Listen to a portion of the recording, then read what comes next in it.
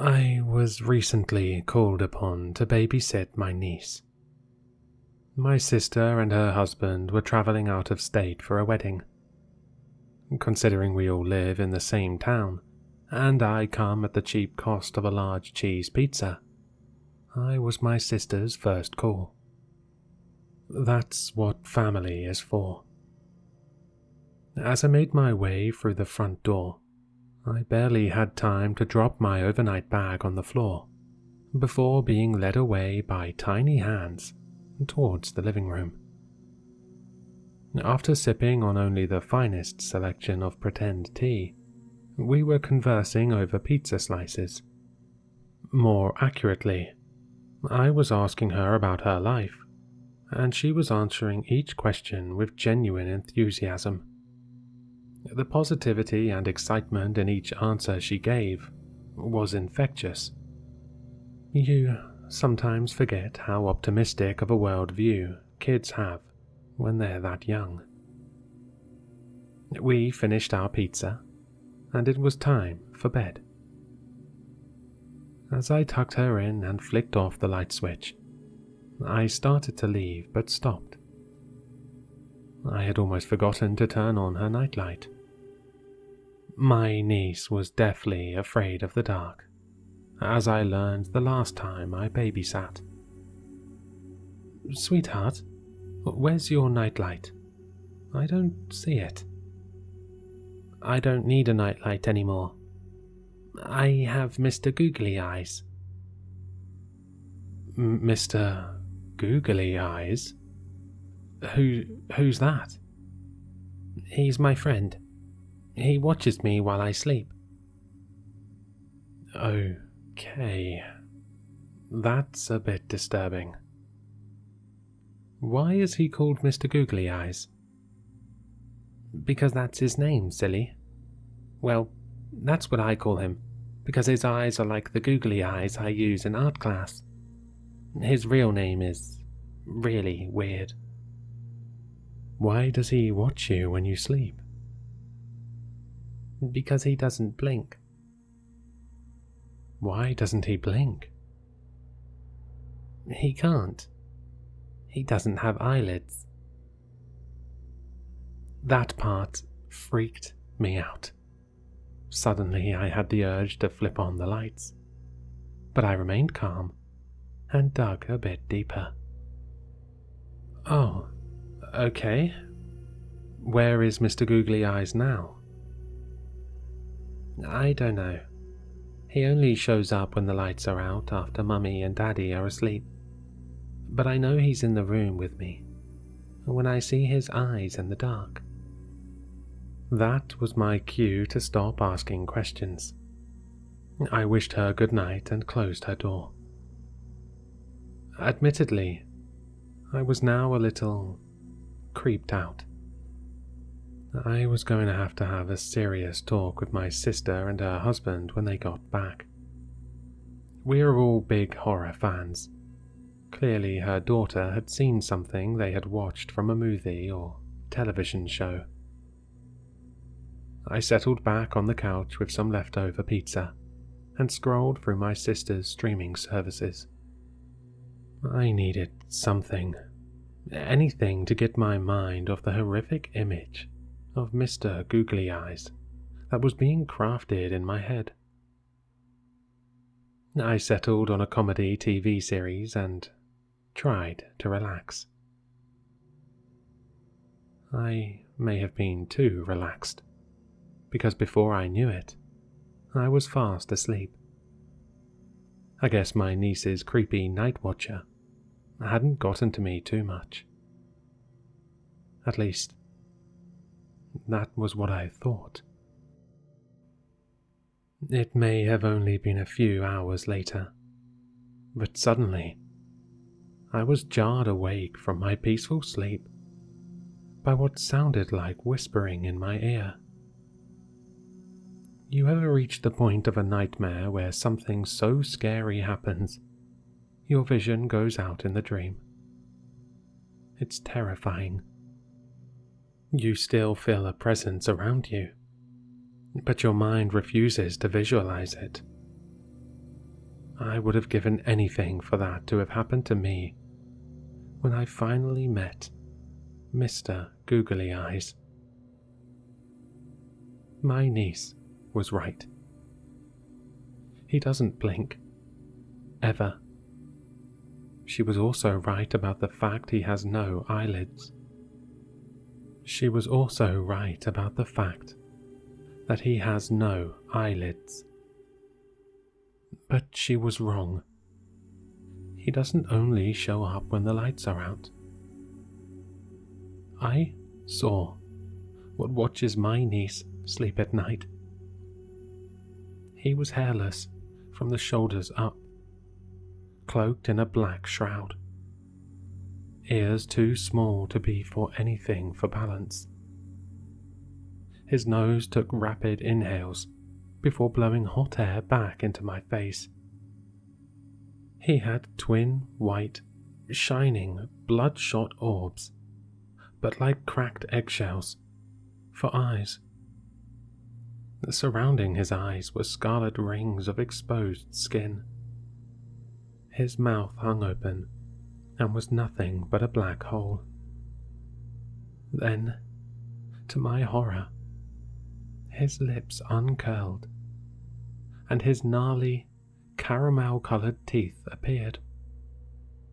He whispered to me in his demented voice, "Go to sleep."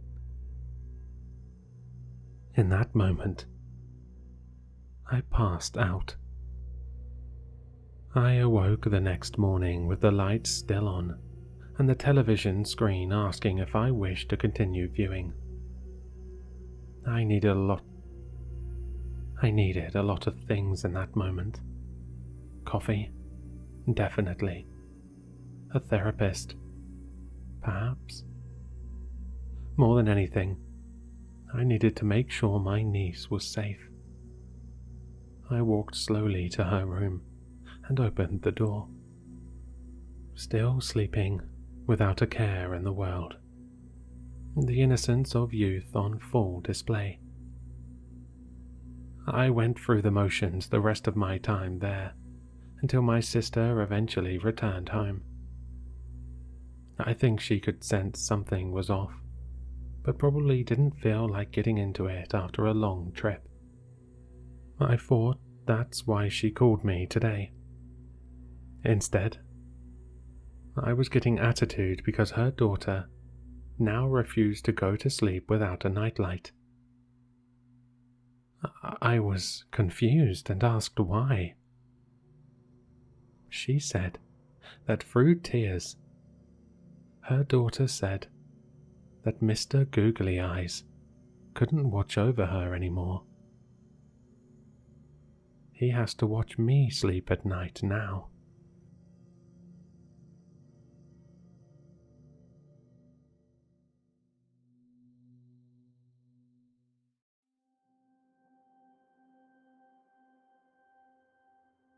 Our neighborhood has always been typical white picket fence, suburbia on the outside. Every generation, new young couples move in to replace the older people who have finally left after a lifetime of the same lawns, the same friendly faces. It's always been an idyllic setting in which to raise a family and turn old and grey. Everyone here knows each other. Most have since they were kids, moving into their parents' home once their parents decided it was time to finish out their years somewhere else. I'm an oddball because I'm a transplant. None of my family have ever been able to afford the houses in this area. I'd always driven by with my mum in her beaten-up station wagon, ogling the beautiful homes, meticulously landscaped lawns, and lush green trees. I grew up and was the first in my family to go to college. I didn't waste the opportunity afforded to me, and got a nice cushy job, a kind and caring wife, and a couple of rambunctious kids. The little American dream that was my life was finally wrapped up in a tight little bow when, at the closing, I was handed the keys to my own slice of paradise. We'd only been here for a week when I realized just how odd my neighbors were. At first, I just thought it was because I was a stranger, infiltrating their bubble. But the bubble itself seems to have burst altogether. I began to notice that when the neighbors waved to each other while doing their respective yard work, it was a little too forceful. An accompanying grimace painted across their faces that they tried to sell as a smile. The knocking at our door was just slightly too insistent, and the handshakes they gave to welcome us to the neighborhood were just a bit too firm. The hair was just a tad too perfect. Their eyes were perpetually blank. I began to catch them unshamedly staring at my family and I whenever we ventured out the front door, their neighborly facade seemingly beginning to crack.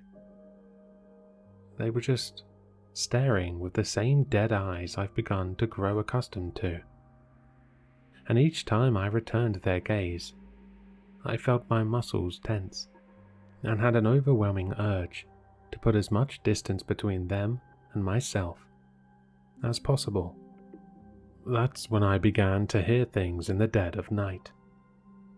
There was a strange scratching from along our siding, a gentle scraping of something sharp caressing the exterior of our home. It didn't last for too long, just a few minutes at most. I peered out the window to see if I could spot the source of the noise, seeing instead a neighbor leering at me through their living room window, their whole house illuminated against the oppressive blackness of the night. In the morning, I inspected the perimeter of my home and found nothing out of place. There were no footprints in the mulch, no marks on the siding. There were no trees with branches close enough to the house to make that noise. I shrugged it off as best as I could, but all through work that day, the mystery lingered in the back of my mind. The next night, the scratching returned. I peeked again and found no culprit, but did find 3 lit-up houses and 3 neighbors, the original and 2 more, staring in the direction of my home. The next day, I called out of work. When the first neighbor emerged to do his daily weeding, I made my way over to him, knowing I needed to see if he'd let me in on what's going on. As I approach, he affixed his unnerving smile and shouted, "Howdy, neighbor." "Hi, Steve," I replied, attempting to return his smile. "How you doing?" He asked me as I noticed that he'd gone an unnaturally long time without blinking. "I'm okay, thanks. I wanted to ask if you'd seen anything in my yard the past couple nights." For the first time since moving here, I saw a flicker of something in one of these robo-people's eyes, and that something was clearly fear. Steve paused a moment before saying, "He's been outside your house. We've been keeping an eye out for you, though. He doesn't like the light." "Who is he? And what have you been watching for?" Steve's eyes glazed over again before he said, I think I hear Marcia calling me. Good to see you, Cal." And he did a 180-degree turn before marching away. That night, There was no scratching. I looked out the window, and Steve's windows were as dark as the night was black. 5 other houses on the street stood illuminated with their occupants gazing directly at his house. I returned to bed and drifted into an uneasy sleep.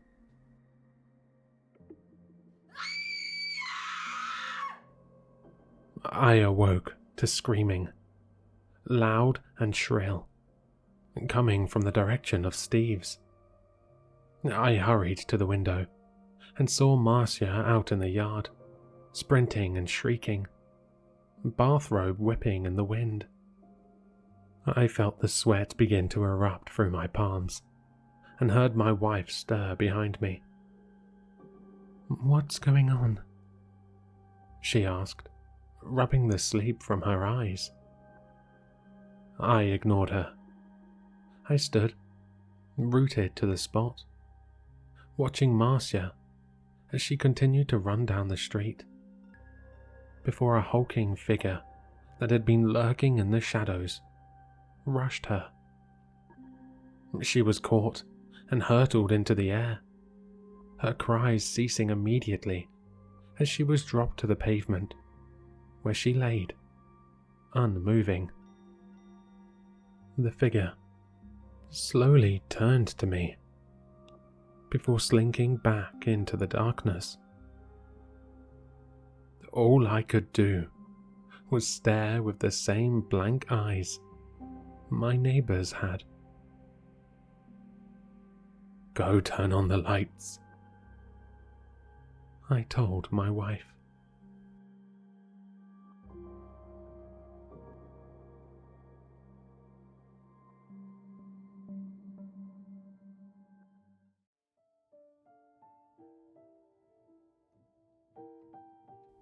I'm what you might call an eccentric. I collect odds and ends from things of supernatural and paranormal nature. Haunted movie props, abandoned animatronics. Hell, I even sleep next to the supposed cursed ashes of a 15th century witch. I keep her urn on my nightstand. So, this mundane, everyday, run-of-the-mill sign should not have caused me as much trouble as it did. Last week, I found out a small cafe by my house that I frequent was closing due to lack of business. I asked if I could keep their open sign as a sort of memorabilia, and the owner agreed. I took it home and stuck it in my living room window, because I thought it looked kind of funny. Everything was fine until tonight, when I began preparing dinner for myself and my girlfriend. She told me she would be over in about an hour, so I started making her favorite dish, when I heard a knock at my door. I left the kitchen and opened the front door, expecting to see my girlfriend. Instead, I was greeted by a man who looked like he should be sitting in the back of a Starbucks, typing away on a $2,000 MacBook about how much he hates capitalism. He looked to be in his early 20s, but dressed like he had just raided his grandfather's wardrobe. He wore small rectangle glasses that sat on the end of his nose, that he couldn't be possibly using to see. A brown cardigan that looked like it had the texture of steel wool, and the matching brown corduroy pants and loafers. "Hi, can I help you?" I asked. "What's for sale?" He spoke in a quiet, calm voice with a slight mischievous-looking smile on his face. I could feel a smirk creeping up on my own face at his question. "Oh, that.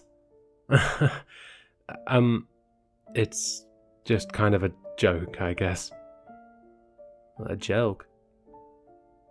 "Yeah, I said, scratching the back of my neck.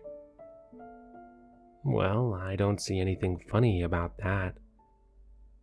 He replied in his same monotone voice, his smile still sitting on his face, but his eyes narrowing. Come on, show me what you have for sale. Look, it's getting late, and I was just getting ready for dinner, and show me what you have for sale. Show me what you have for sale. Show me what you have. He started screaming and cut me off. It caught me so off guard I almost lost my balance, and I quickly slammed the door in his face. What the fuck was that? I muttered. I started texting my girlfriend about the man as I made my way back to the kitchen. Just as I got back to the stove, I heard another knock at my door. I walked back to the door and, using caution, checked through the peephole this time. I saw a sickly-looking man in a dirty white tank top with a black beanie and sweatpants. He began knocking again as I was opening the door, and it made him jump.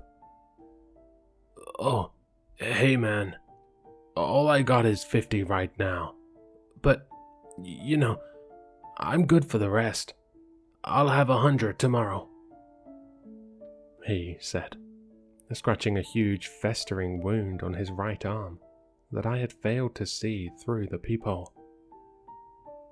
Wrong house, I said, and I began to close the door. But something was wrong, and I couldn't shut it all the way. I looked down to see that the man had jammed his shoe in the doorway at the last second. No, come on, man. I see your sign, he said, raising his voice. I don't know what kind of drugs you're on, but I don't have any. He pulled out a switchblade, cutting off my train of thought about as fast as he would probably start cutting me if I didn't do something quickly. I looked to my right, at the umbrella stand beside me, and got an idea. Right. Those drugs, I said, grabbing an umbrella out of his line of sight. He seemed to mellow out a bit when I said that, but his eyes grew big as dinner plates when he saw me drive the tip of an umbrella into the infected gash on his arm. I saw green and yellow pus escaping from the now deeper hole, as well as maggots and other disgusting bugs that spilled out over my porch. He actually tried to pick some back up and cram them into his arm in between howls of pain. I slammed the door shut in his face and locked it. I walked back to the kitchen to turn the stove off before I accidentally burned the house down, and was about to call the police when I heard yet another knock at the door. I looked through the peephole again to see an old couple. They looked to be in their 80s. Gingerly, I opened the door. Hello? I asked. Hello, son. We're here for eternal salvation. Excuse me? I said, opening the door up a bit more to get a better look at the couple. They looked like they were dressed for a big event, maybe a wedding or an award show of some kind. Yes, son. The priest told me on my deathbed to search for the opening to heaven, and by the gods' graces, here we are. I blinked twice. Are you telling me the two of you are dead? Passing on, the old man corrected. Now, If you will just step aside so we may have a word with Saint Peter, I slammed the door in their faces. This was way too much. Could these people really be dead? That could explain some of the weirdness, but no. I heard the elderly couple howling outside, and I peeked out from behind the living room curtain to get a better look. A few more people had gathered at my doorstep and were howling now too. Let us in. Open the gates. They chanted. This has been going on for a few hours now. I even ripped the damned sign down and chucked it out of my second-floor window into the ever-growing crowd that now stretched down the block. It was starting to look like Woodstock for the dead out there or something. I tried calling the police, but I was only met with the operator telling me to open the fucking gates. I tried calling my girlfriend too. She answered, but told me to look by my neighbor's blue car. To my horror, I saw her out there among the dead, chanting along with a huge grin on her face. The voices are swimming around inside my head now, and I can't get them out. I don't know what to do. I've been an atheist my whole life, so I don't have a clue about anything God-related going on here. If anybody knows anything about what's happening to me here, please, let me know. I'll be on standby. If they don't break down my door and swarm me first.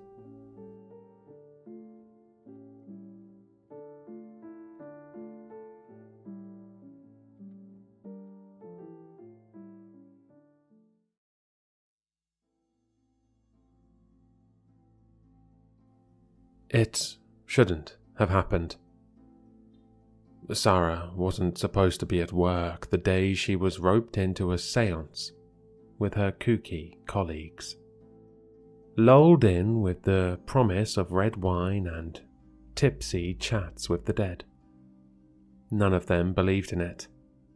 Not really. But my wife, who had stepped in for a sick colleague, shrugged and said, sure.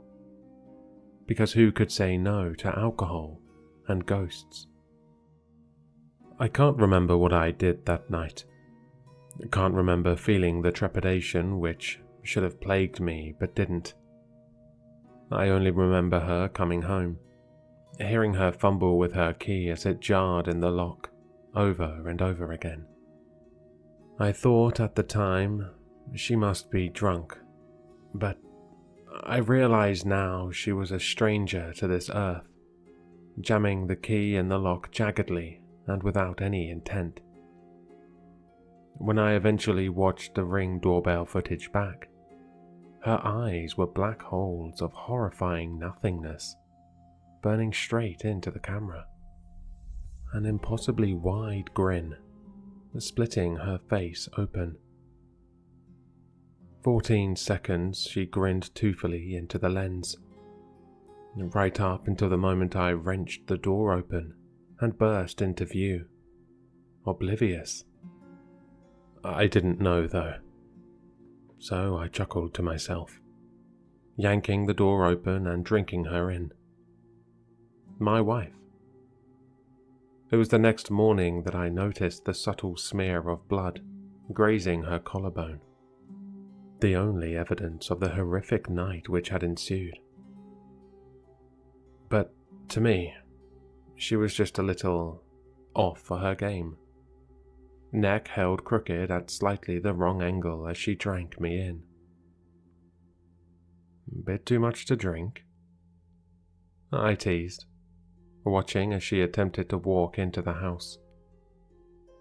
Her movements were jerky, planting one leg in front of the other jaggedly as she powered towards me, stopping a mere inch in front of my face. I Felt guilty when I recoiled at the stench. Because nobody likes to be embarrassed after a night of drinking. But it was enough to force a near retch from my throat. When she silently stumbled past me, I noticed she wasn't wearing any shoes, and the bottom of her feet were cut to ribbons. "Fuck, Sarah," I'd cried. "Where are your shoes?" She just turned around slowly. So slowly. Unsteadily. Her grin grew wider. Endlessly wide. And it was the first time a terrifying sort of discomfort had stabbed at me. "We don't wear shoes where I'm from." Her voice was gravelly, far too deep. There was a pit in my stomach, but I swallowed it down, watching my wife sway with an impossibly wide smile still growing larger on her face, eyes beginning to bulge out of her head. Then, as quickly as it came, the expression dropped from her face and was replaced with utter blankness, eyes empty. It was enough to knock the air from my lungs, goosebumps erupting over my skin. "Are you all right?" I managed to whisper, but she only tilted her head slightly, a painful crack echoing around the room. She smiled a smile that didn't reach her eyes at all, a sight almost as unsettling as the face-splitting grin. It felt like what a person would do if they were learning to smile, but they couldn't quite stop the hatred shining through. "I'm awake," she barked. And that was that. She stumbled past me again with such jerky movements that I almost asked her not to take the stairs. But she did, approaching them as oddly as an animal would. She climbed on all fours, taking them too slowly, bones crunching as she did. I was embarrassingly rooted to the spot, trying to justify it in my mind. I must have already known something had gone horribly wrong, but I buried it deep down.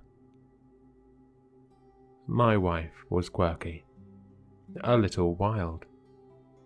She hadn't drunk in a while. It was the wine. But it wasn't the wine. 3 hours later, when I plucked up the courage to join her in bed, I couldn't help but feel as though her eyes were locked onto me through the darkness. She was totally still, face pointed at the ceiling. But I couldn't shake the feeling I was being stared at. I couldn't hear her breathing, even though the running joke between us was that her snores could rise the dead. I lay next to her, just the most overwhelming feeling of pure, undiluted dread running through my body. "Run," my senses screamed. But it was illogical. Feeling her next to me had been a source of comfort yesterday, but tonight, it filled me with ice-cold terror. It was as though a stranger was weighing our bed down, and though I was too scared to check, I swore I heard her neck snap as she turned to look at me. I tried to sleep. I did. But I was awake when I felt her weight shift, and those horrible crunches sounded around me. My eyes squeezing close as the weight of her body pressed onto mine. She clumsily climbed on top of me, on all fours, and I couldn't bear to look. Her rancid breaths tickled my cheek as her nose pressed painfully into my eye. For several moments, she didn't speak, and I don't think I breathed the entire time, frozen in place. "I'll chew your face off," she growled, and I squeezed my eyes harder, a bolt of ice shooting through my body. I couldn't look. I couldn't breathe. I simply existed, trying to keep my breathing steady so she'd think I was asleep. But she stayed there. She stayed on all fours, nose pressed into my eye and panting into my face for hours. All night, maybe. I don't know, because my fear became so all-consuming that I entered a trance-like state, and when I roused from it, she was gone.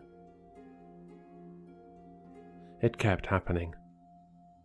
I found her in the kitchen, blood dripping down her chin as she chewed through the raw chicken she'd merrily bought 2 days ago, the raw juices dripping onto the clothes she slept in. She didn't acknowledge me when I stared in exhausted horror, just kept crunching through it and swallowing greedily. When the police came, she was upstairs in the shower, scalding water bursting in horrible rainfall over her hunched frame and sodden clothes. Her skin reddened. But I'm an awful husband, because I couldn't bear to get close enough to pull her from the spray. She splintered her neck at an awful angle, regarding me in the doorway with a bloody, toothy grin. "You'll be next," she hissed, water bubbling in her throat as she choked down the liquid. I backed away, leaving her to it. When she came to speak with the police, she was sodden, raw meat and congealed blood jammed under her fingernails. Bile rose in my throat at the words of the officers, because my wife's work colleagues had been found this morning. Maura from accounting had her head chewed from her shoulders, fully decapitated and mauled so badly that her father struggled to identify her. Joan, who always brings in cupcakes, had 6 fingers bitten off, 3 of them with the flesh torn from the bones. She was found hanging upside down in the bathroom, wrapped around the light fitting in a way that probably shouldn't have been biologically possible. The policeman paled as he explained it, but my wife stared straight past him, snapping her head back and forth till the officer's words died in his throat. She was going to be arrested, of course, but it took them too long. Fear in the room palpable. I was surprised when she let the man's shaky hands cuff her, but less surprised when she turned so slowly towards me, regarding me for so long with such cold, empty eyes that it sent me reeling. Her words were straight from the pits of hell, a voice which was simply not her own, bouncing around the room and taking up the entire house as though 7 people were speaking with her. "When I've torn the flesh from their bones, I'll come for you," she uttered darkly, glee lighting up the evil radiating from her eyes. "When I slip from their vision and crawl into the darkness, it's you I'll find. I'm going to carve the scriptures of hell into your skin, and I'm going to keep you alive while I tear you apart and leave you a mess of bones and flesh. I'm going to chew your face off, and I'm going to consume you." I believed her. She was pulled from my vision, but I couldn't breathe, because her words were not a threat, but a promise. I packed my things, and when I got the call, I tried not to succumb to the kind of fear I doubted many people had felt and lived long enough to tell a soul about it. You need to leave," a tortured voice barked on the other end. She's gone. She's gone. We've sent officers to your address, but she has a head start on them. Sir, you need to go. You need to go." So I'm leaving. I'm running now, key turning in the ignition, breathing so laboured that I may well need the inhaler I haven't touched since I was 15. I pray it's my imagination, but I swear I see the bloodied top of a head in my peripheral, watching me giddily from the back seat.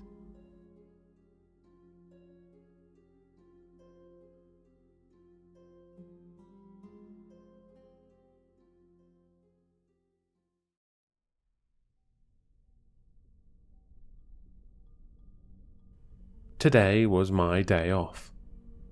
Well, actually, I work from home on Wednesdays, but I had completed most of my designs on the weekend, so I only had to spend a bit of time on the upcoming project plan. It wouldn't have taken more than a couple of hours to do anyway. Except I didn't manage to do anything at all, because of the kid that sat at the foot of my bed when I woke up. I have to say, I am deeply embarrassed at the numerous curses that unfurled out of my mouth when I first spotted it. I mean, screaming, "Get out, you! See you next Tuesday," at a child that couldn't have been older than 6 years old, was not the most appropriate thing to do. But, to be fair, a random child sitting on your bed in the morning would elicit a strong reaction from just about anyone. Maybe not a series of swears, but certainly fright at a minimum. I fumbled around for my glasses, and after putting them on, I was able to take a good look at them. Her. She was small, so my assumption that she was around 6 seemed correct. She was tanned with long brown hair and a fringe covering her forehead. It was a similar colour to mine.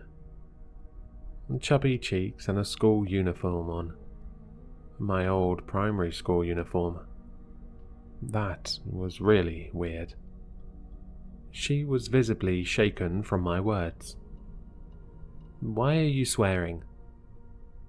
she exclaimed, shocked at my outburst. I blinked. "Who are you?" "What do you mean? I'm you." She looked at me, confused. I coughed, choking up at her words.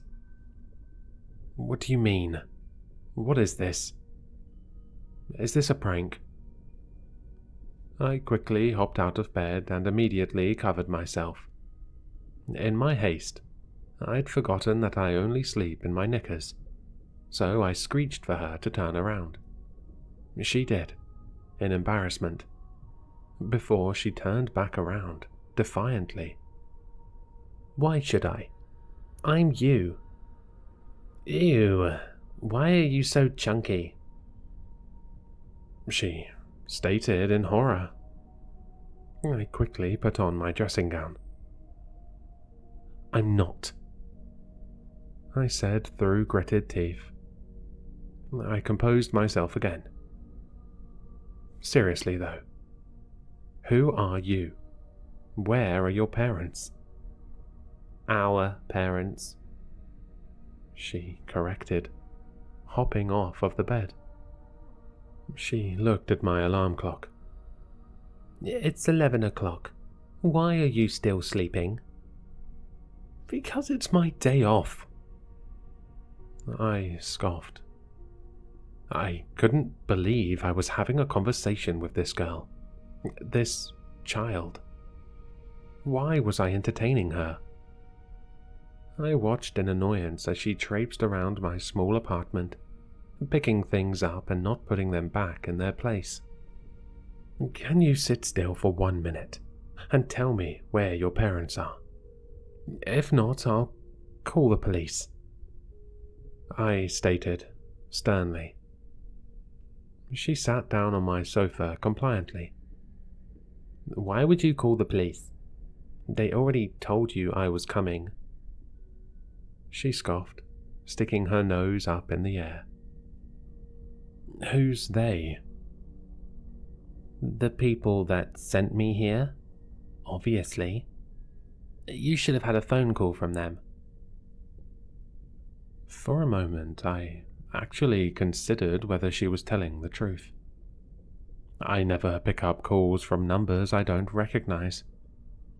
But even so, the whole situation was so ridiculous that there was no feasible way there was any truth to her words. "Plus, you can't call the police," she said, looking in disgust at the cigarette packet I had left on the coffee side table. I grabbed at them sheepishly and put them in my pocket. "I can't believe you smoke." Why can't I call the police?" I guffawed in awe of her confidence. "Because, silly, time has stopped. If you were outside, you would have noticed." She pointed to the window. And, to my horror, she was correct. Everyone outside was stood perfectly still, as if they were frozen. A man walking his dog, with both of them meticulously balancing mid-stride.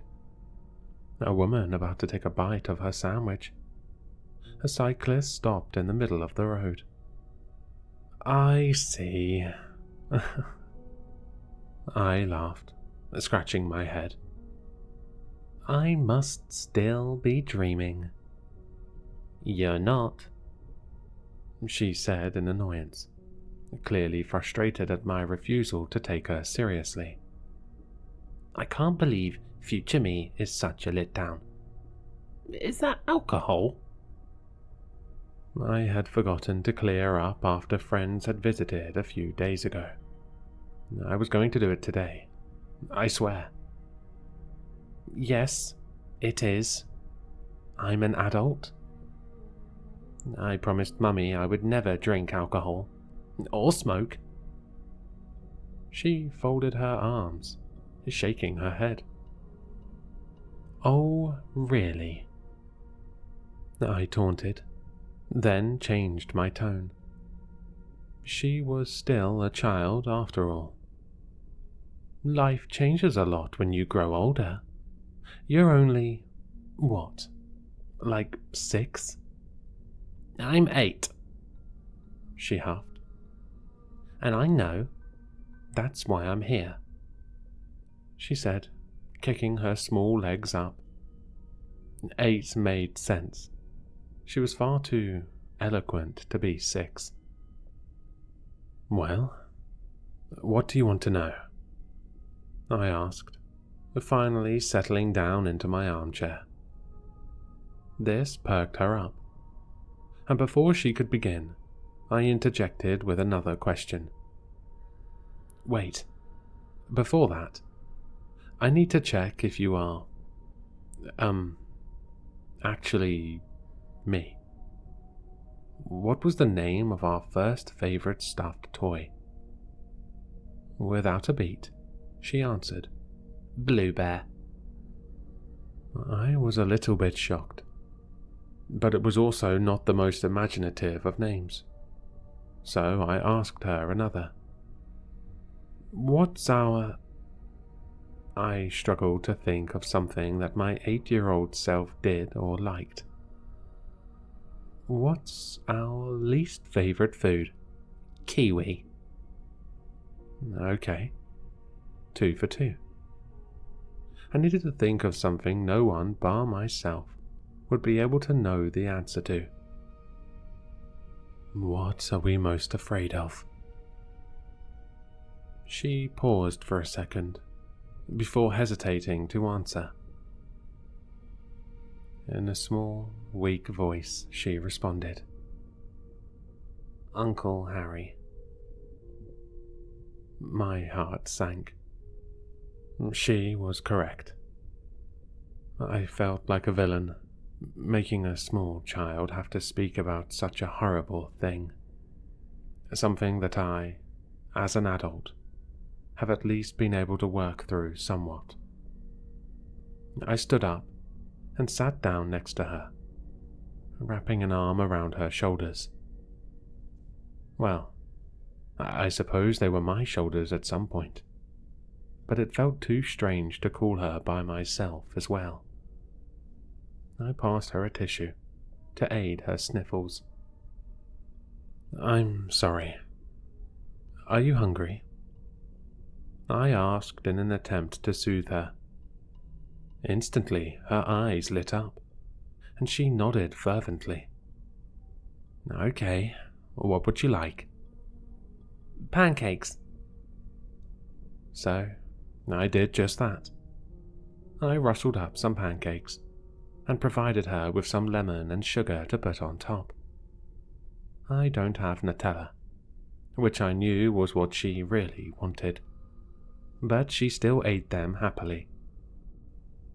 So, why is it you're here again? I asked, looking up at my clock. It still said 11 a.m., even though it had definitely been over an hour since she'd been here. Through mouthfuls of food, she started to explain. I'm here to see my future, and how it turns out. So I have a lot of questions. She swallowed. Do you have a boyfriend? I choked on coffee, but I should have expected it. What else would a young girl want to know than if she'd met her Prince Charming? No.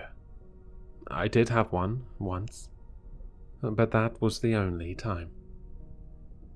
What do you mean? When? Why?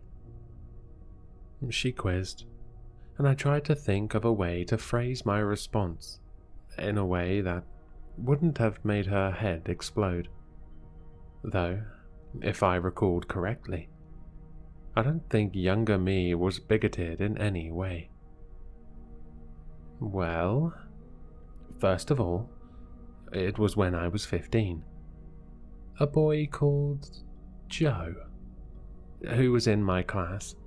Our class. Your future class? I don't know how to word this. I'll just say my class so it's easier. She nodded. It didn't last long. We only kissed once, and then decided we weren't compatible.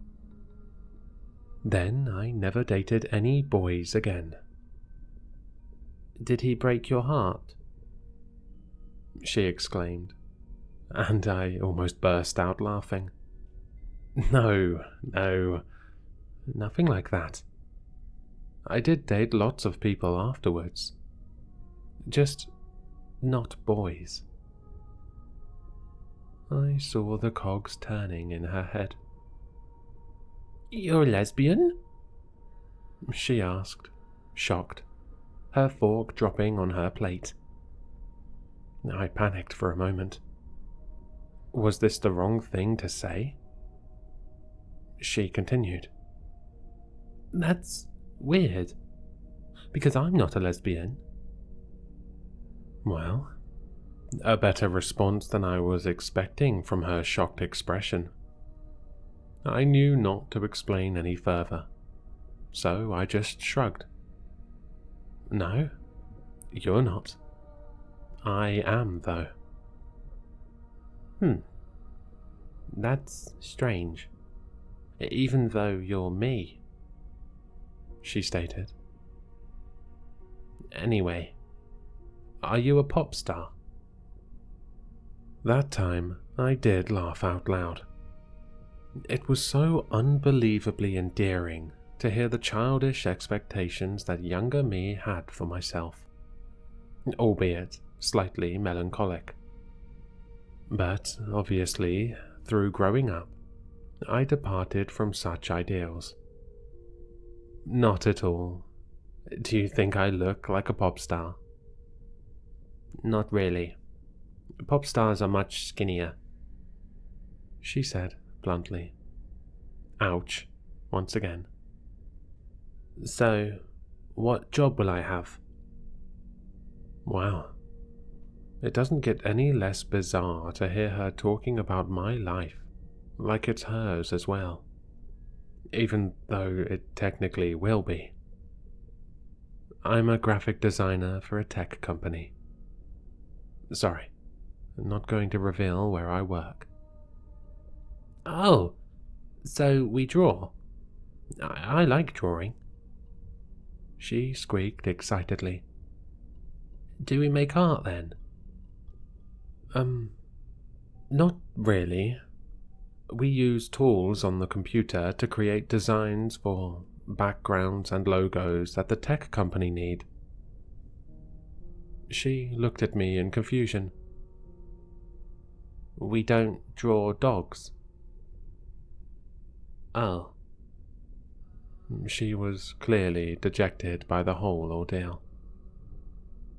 I only have one more question, she stated, sadly. What is it? For some reason, I felt unsettled by her demeanor. Are we happy? It was like a punch to the gut. Such an intense question from such a small being. From me. Younger me. For a moment I felt my eyes well up a bit. What was I supposed to say? I mean, if I'm being honest, I'm not. I feel drained and burnt out.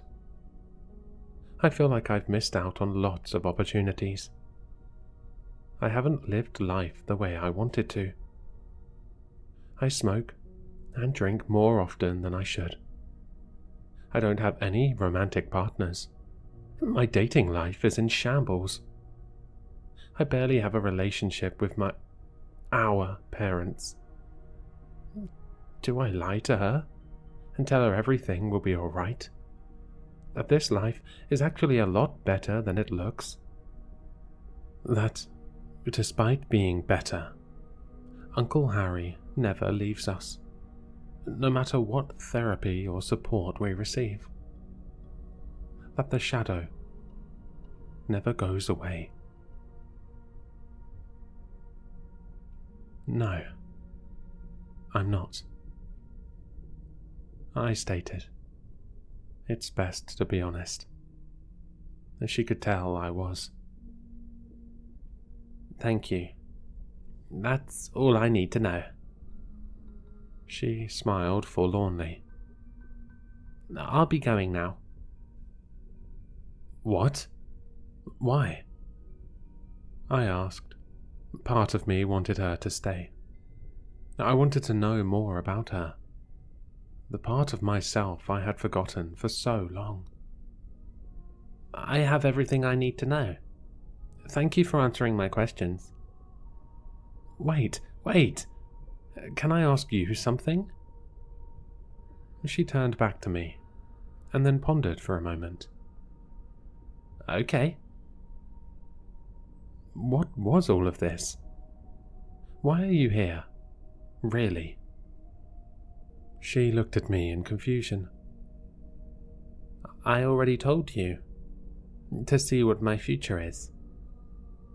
I know that, but why? Why do you need to know? I burst out, desperate to get to the bottom of what she meant. I don't understand. Deep down, I did though. So I can change it? So I don't become you anymore? She stated nonchalantly, her eyes expressing a distance that I hadn't noticed prior. But what will happen to me? Well, you'll disappear, obviously. But that's fine, isn't it? You already said you were unhappy, and I don't want to become you. My heart was sinking further and further into the abyss of my stomach. I know I said that, but I don't want to disappear. I can change. I can become better. She looked at me with a slight pity, a sympathetic nod that appreciated my desperation, but never quite understood nor cared for it. I suppose that makes sense, because she doesn't truly know me. I am a distant warning, a life that she hopes never to return to. To her, I am a mere adult with her likeness, name, and same childhood. Everything I had experienced after I was 8 is something she knows nor cares anything for. She smiled one last time. You won't disappear right away, just once I become who I want to be. Then she disappeared completely. I hadn't even blinked, and she was gone. If it weren't for the plate and cutlery that once held her pancakes, I would have considered that it all had been a dream. I looked up at the clock. 11:01 a.m. Rushing back to the living room window, I saw the people had begun to move. The man and his dog walked, the cyclist cycled, and the woman on the bench swallowed a large chunk of her sandwich. In the corner of my eye, I saw it. A scrunched up ball of tissue that younger me had blew her nose into. At that point, there was no doubt in my mind that this was all very, very real, and the persistent dread that racked my body was only further confirmation of such. So that's that. I babysat my younger self, and now I'm filled with the existential dread that, at some point, I will cease to exist, erased from time, completely. A mistake. Yet, as I record this, there is a small part of me that feels almost happy. Not for myself, but for her. The me that I neglected. Maybe she will have a better life than the one I never managed to live properly. I suppose I shouldn't have let the cynicism of adult life overwhelm me.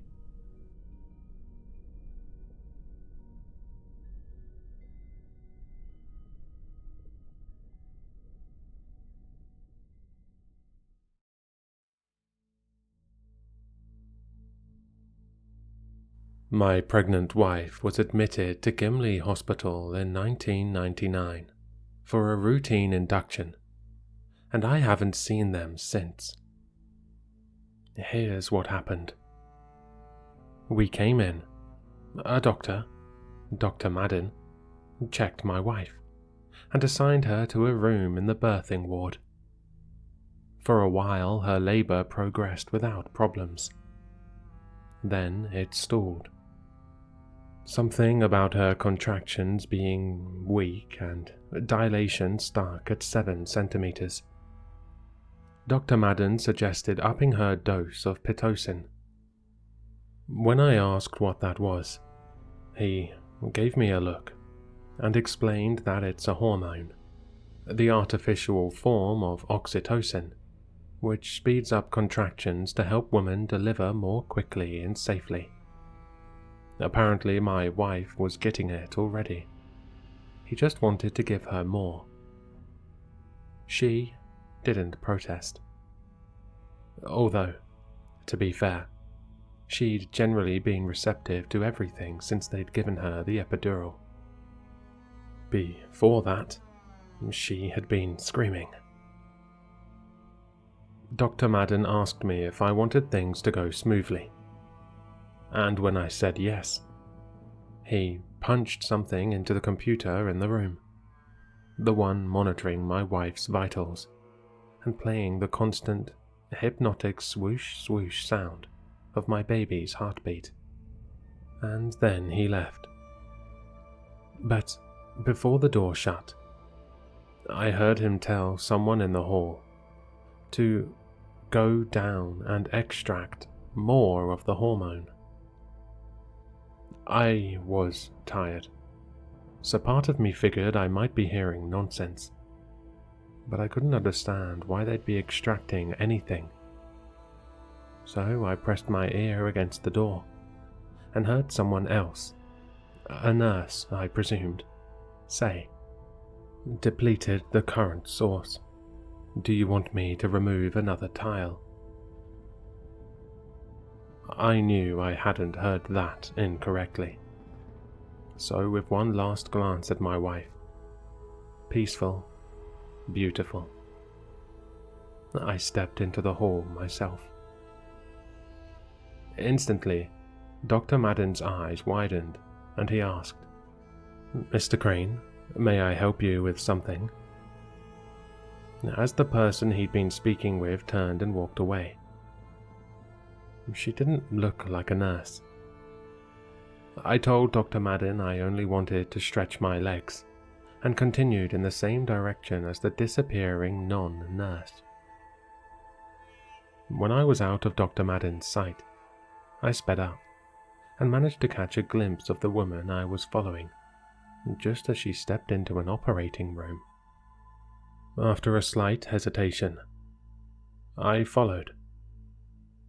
The room was empty, and the woman crossed it to another one, and another after that, before finally entering a hallway, which ended on a set of dark doors, behind which, once she'd pushed them open, was a stairway leading down. She didn't appear to have noticed me following her, so after waiting for half a minute, I went down the stairs too. Immediately, I felt like I was in a place I didn't belong, witnessing something I shouldn't be.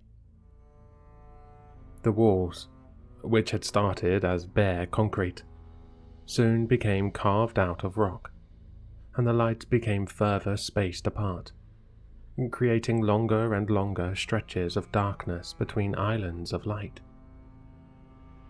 A few times I nearly tripped and fell, catching myself at the last moment. I knew I was making a lot of noise, but I didn't care. I had even stopped paying attention to the woman I'd been following, distracted by the realization that as I'd begun to sweat, the tunnel itself sweated too. Liquid, I hesitate to call it water, which seemed as if excreted by the walls themselves, reflected the infrequent lighting unnaturally, and gathered, dripped, making the stairs slippery, causing my shoes to slide over them. Eventually the stairs ended, and I found myself in a large room, which had also been carved out of rock, and whose floor was a pattern of hundreds of alternating black and white tiles. Some of them had been removed.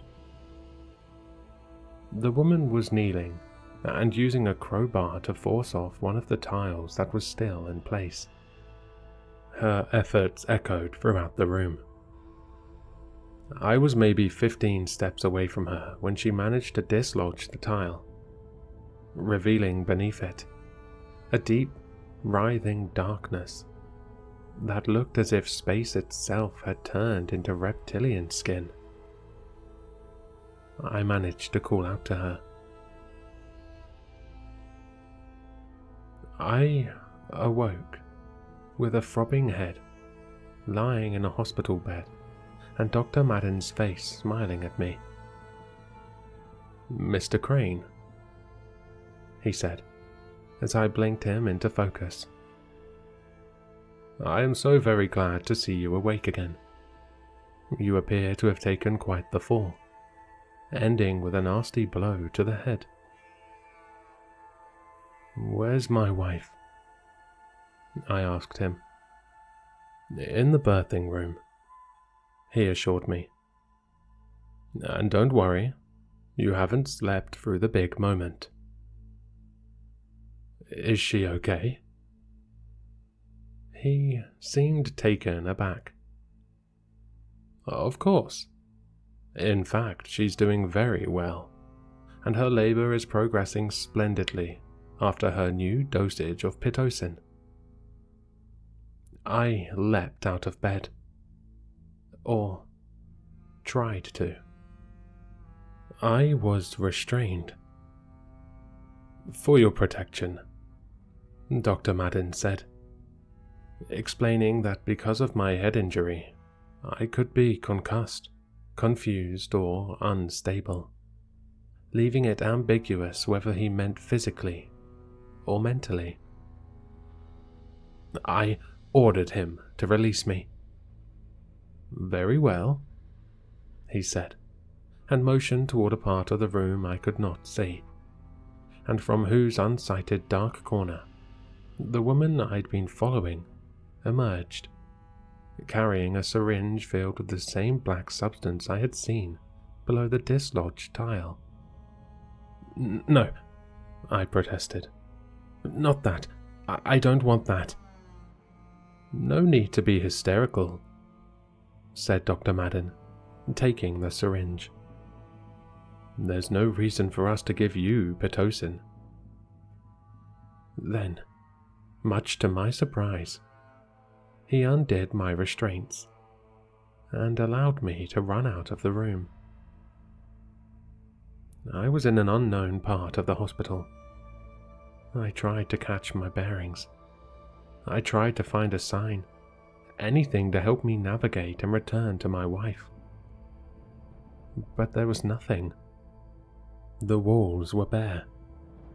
What's more, in whatever direction I tried to run, the hospital itself seemed to fade out of materiality, its transparency falling enough to reveal, behind the walls, a starscape.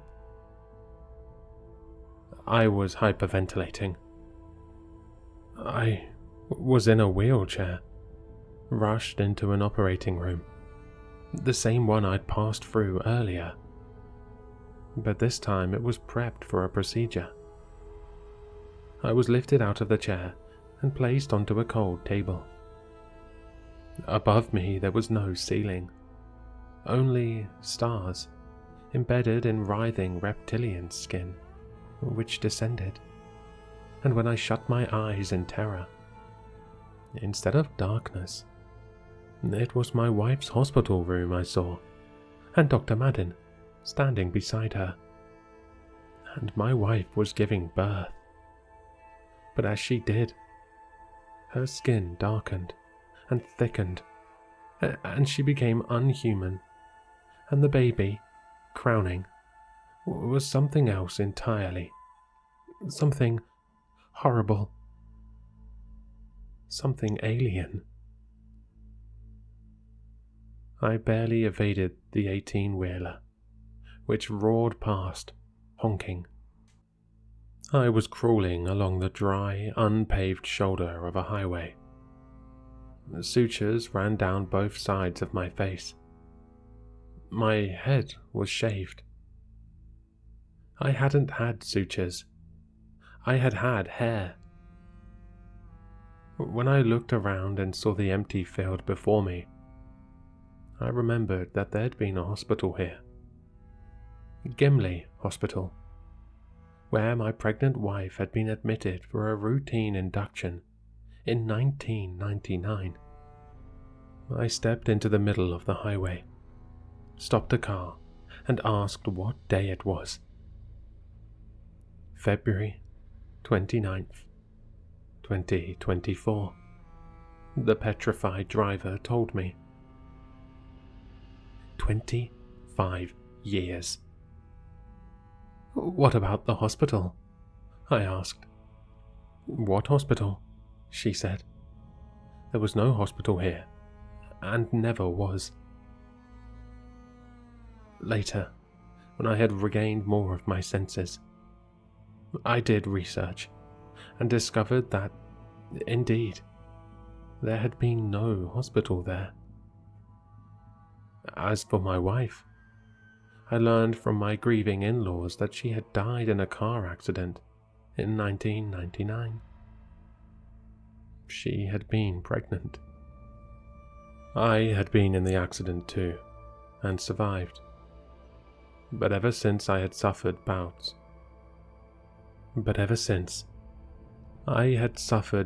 of delirium and entered into confused states, in which I talked endlessly about Gimli Hospital and other insanities. Perhaps I would have believed them, if not for one thing. Several weeks ago, I came across an online story written by someone trapped inside a hospital. You can't imagine how my mind convulsed when I read that this was Gimli Hospital. A hospital which, in their words, exists only if you believe in it. Since then, I have found several more references to Gimli Hospital and disappearing hospitals more broadly. Recording this is my attempt to force my mind to remember. Maybe if I remember, the rooms, the layout, the smells, the sounds, I can make the place manifest again. Maybe my wife is still there, still giving birth. Maybe not. Maybe she was abducted. We were both abducted. There may be aliens here on Earth already, buried underneath, living and using us to breed. If only I could find more evidence. If I could get my hands on that black substance and send it to a lab for analysis, then they'd confirm it wasn't of this world at all. I don't believe my wife had been cheating on me, as my mother-in-law once told me. I believe that the night sky is descending, slowly, imperceptibly. Sometimes I have nightmares that I'm driving, my wife beside me, and suddenly I turn the steering wheel, and the impact of the 18-wheeler wrecks my sleep, and I find myself awake once more, following a woman I don't know, down empty hallways and through operating rooms, downstairs, and to the place with the alternating black and white tiles, and the horror stuff beneath.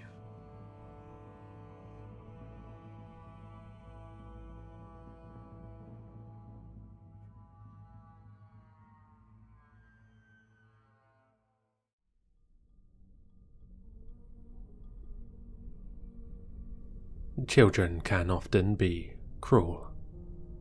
A kid picks up a toy, and suddenly her hair is being pulled.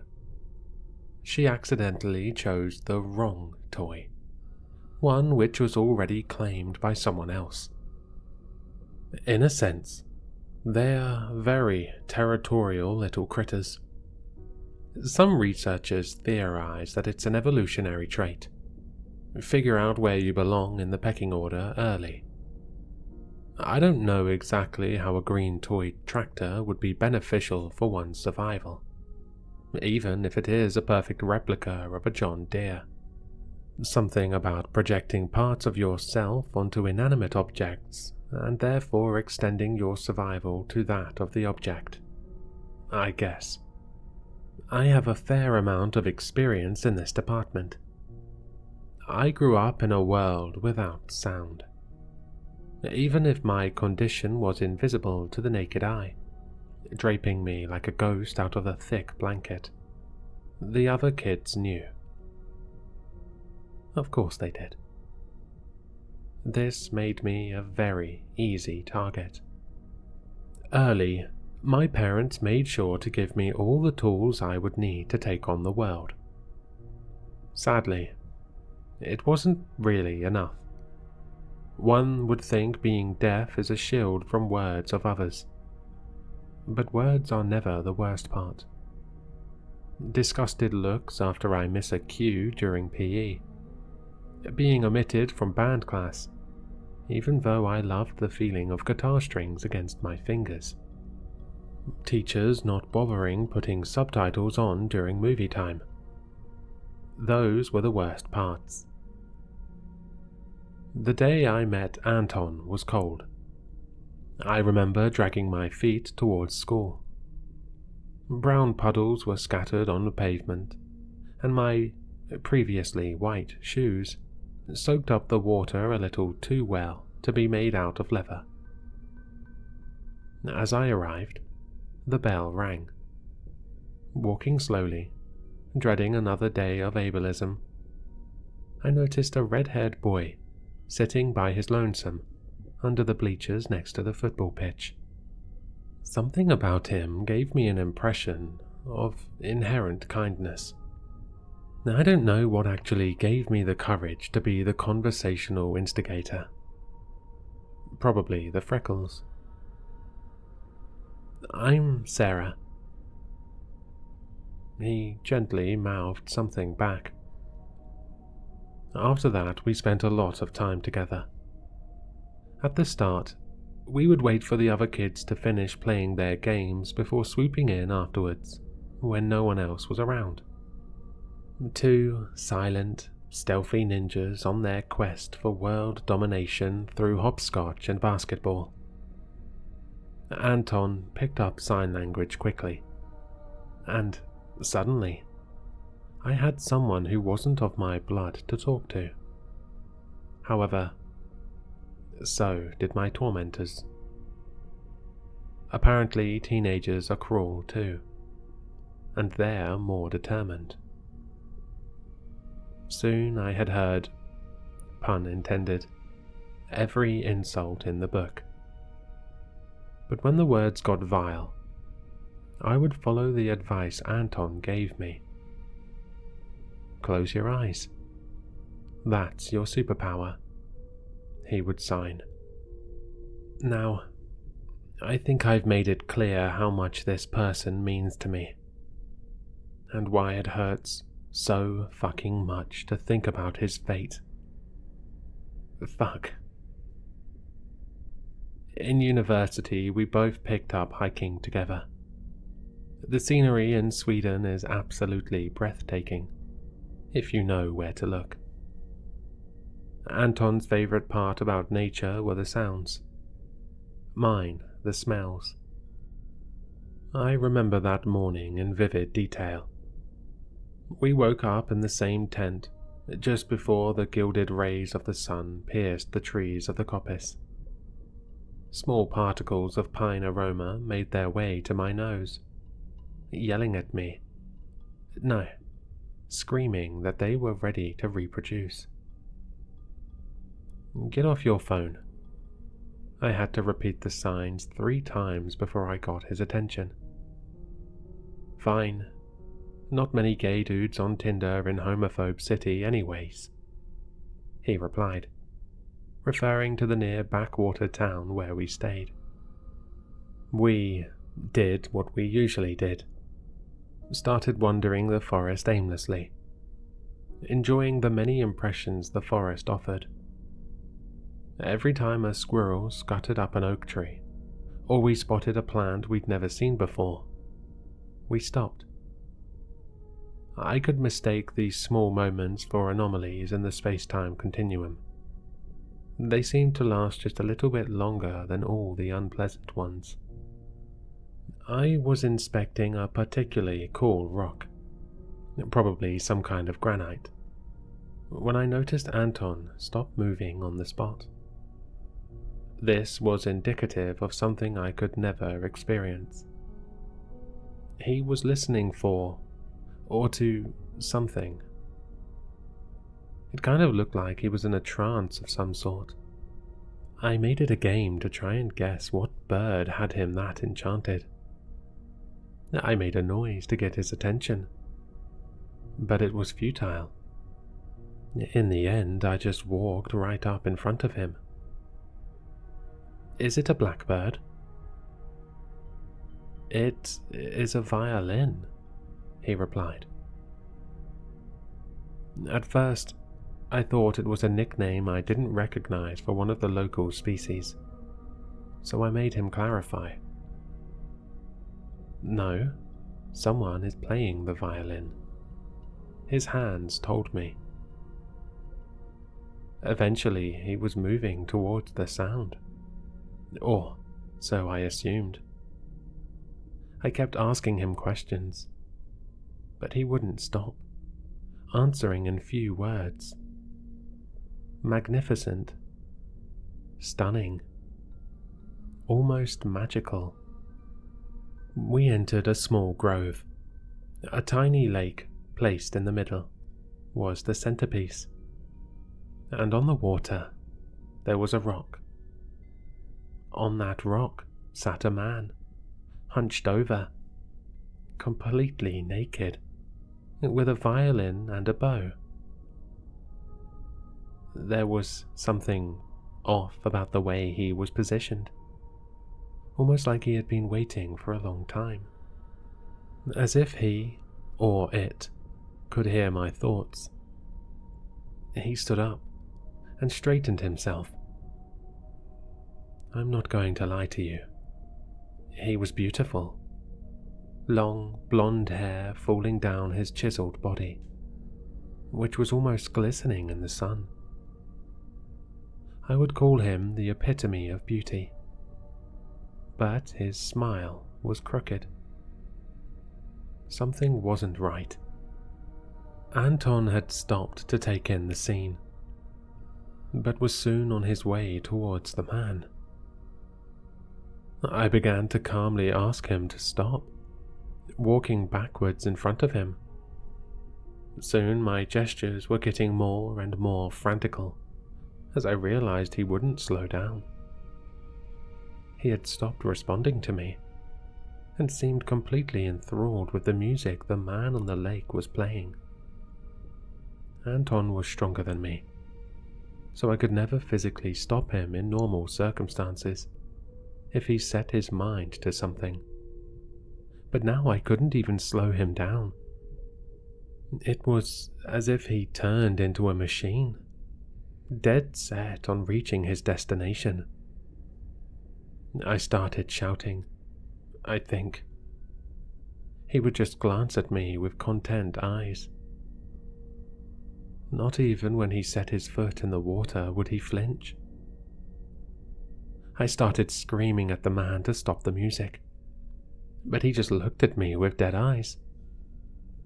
He wasn't so pretty anymore. A subtle desperation had entered his expression, and as Anton moved further into the pond, he licked his lips. I felt this awful feeling, like that thing carried a hunger so intense it could only be described as starvation. I let go of Anton's arm and started crying. The man would just look at me, then back at my friend, brandishing an awful smile. I didn't stop crying until Anton's shoulders disappeared, then his head. The pond was deeper than I thought possible, and soon I could barely make out the shadow of the submerged Anton. I tried going after him, but he was determined to keep sinking. Soon I got lightheaded and swam back upwards. Before I breached the surface, I looked down, and the last I saw of him was his kind eyes and gentle smile. I feel like he wanted to tell me something. Just close your eyes. I gasped for breath. I started making my way back to the shore. Dripping wet, I sat down in the warm grass. The man on the rock looked at me with a certain confusion. I started screaming at him. I don't think I used any discernible words. Angry sounds, primal sounds. He just looked at me. The confusion was gone. Now he just looked smug. And he started to change. The color of his skin started draining. Soon the perfectly bronzed skin was more akin to the grays of boiled chicken. His limbs started elongating to lengths deeply unnatural. His smile grew from something lightly wicked to something nightmarish.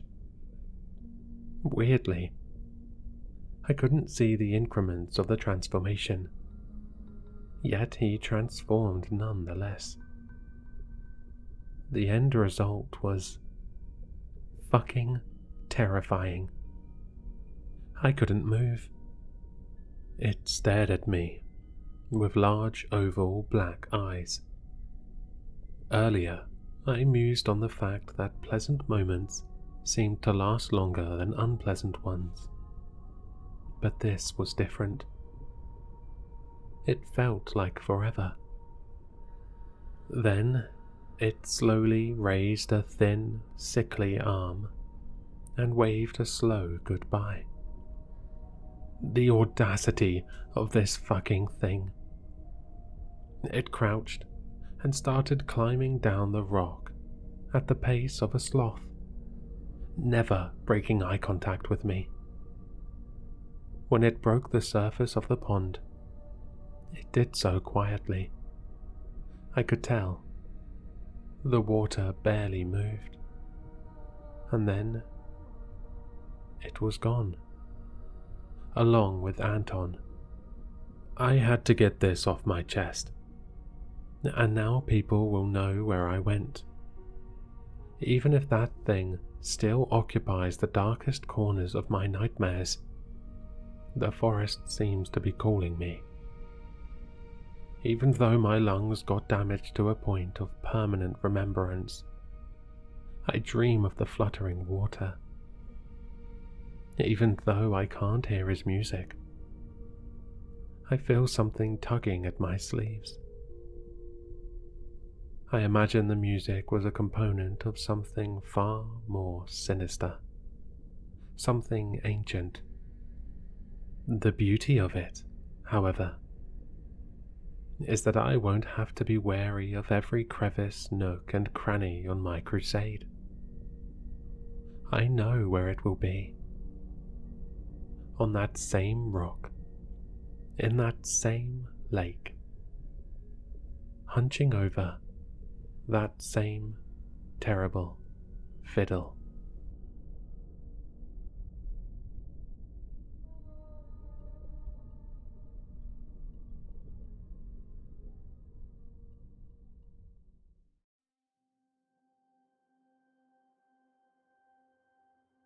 When I first noticed that my boyfriend was talking to himself, I didn't think much of it. Even I do it sometimes. I think most people do. He would do it so quietly, I can't even say for how long it had been going on. Maybe he had always done it. His lips moved rapidly, and his voice was barely a whisper, so for a while I thought he might be quietly humming. He would look down while doing it, while scrolling on his phone, or doing chores around the house. Maybe it was a compulsion thing, like a tic, or even Tourette's, and I was trying to think of the kindest way to bring it up, without it seeming like I was judging him. It all came to a head on Saturday. I was in the living room, mindlessly scrolling on my phone, while David was in the kitchen, making us some food. Suddenly, he ran into the room and stopped at my feet with a wild look in his eye. "Stop it!" He did not scream, but his voice was raised, like he was disciplining an unruly child. I dropped my phone on my face because I wasn't expecting him to bark a command at me like that. "What? I'm not doing anything," I snapped back. I had no idea why he was reprimanding me for being on my phone. But his eyes weren't directed at me. He was looking directly behind me, at something over my shoulder. I glanced back, but nothing was there. I kept looking between my boyfriend and the empty space behind me, trying to make sense of what was happening. He blinked rapidly and looked down at me. He seemed agitated. "I'm sorry." He shook his head and rubbed his temples. "I thought I saw something behind you," he answered slowly, still shaking his head. I sat up and snapped at him. "And what was it? There's nothing there. You scared me running in here like that." I admonished him. He kept shaking his head and backed away into the kitchen. I went back to scrolling on my phone, but I kept shooting glances at David and back behind me. It had spooked me. For the rest of the morning, his whole mood seemed off. He was jumpy and kept fidgeting with his hands, something he only does when he's upset. As noon rolled around, I suggested getting out of the apartment and getting lunch somewhere. David quickly agreed. Getting out of the house did us both some good. It seemed to calm him down, and I was getting cabin fever, being stuck inside for so long. Walking back to the apartment, we were holding hands, and I was leaning into him. "So, are you okay? You seemed so jumpy this morning. Do you think you saw a shadow or something?" I asked, trying to keep everything light. He looked at me cautiously, as if he was weighing what he was about to say. "I think you're right. I think I saw a shadow or something. Or maybe I was still dreaming." He smiled, but the smile did not reach his eyes. I decided to drop it. I honestly thought he was embarrassed. He had gotten scared over nothing and was worried about my reaction. That night, I woke up to the sound of David talking. He was whispering, but the gentle drone of his voice had woken me up. I lay there listening. I had no intention of getting up or saying anything to him while I was still half awake. Once he stopped mumbling to himself, I would go back to sleep. During the day, I could never make out what he was saying, but tonight, I could hear him clearly, even though it was just above a whisper. "I'm not gonna do that to her, and you're not allowed to touch her either. You promised me. You promised me that this time would be different." His whispers were harsh and insistent. I almost said something. At this point, I thought he might not even be awake. Maybe he was talking in his sleep. That's when I heard a voice answering him. It was distinct and separate. My heart started pounding, even as I tried to rationalize what I was hearing. This new voice, lower and softer than David's, wasn't like anything I had heard before. I couldn't make out the words, just the tone of it as it spoke. I couldn't tell if it was male or female, but it sounded angry. David shifted in the bed and reached over to touch my back. I didn't move, just lay there, still pretending to be asleep. "You're wrong. She's still sleeping.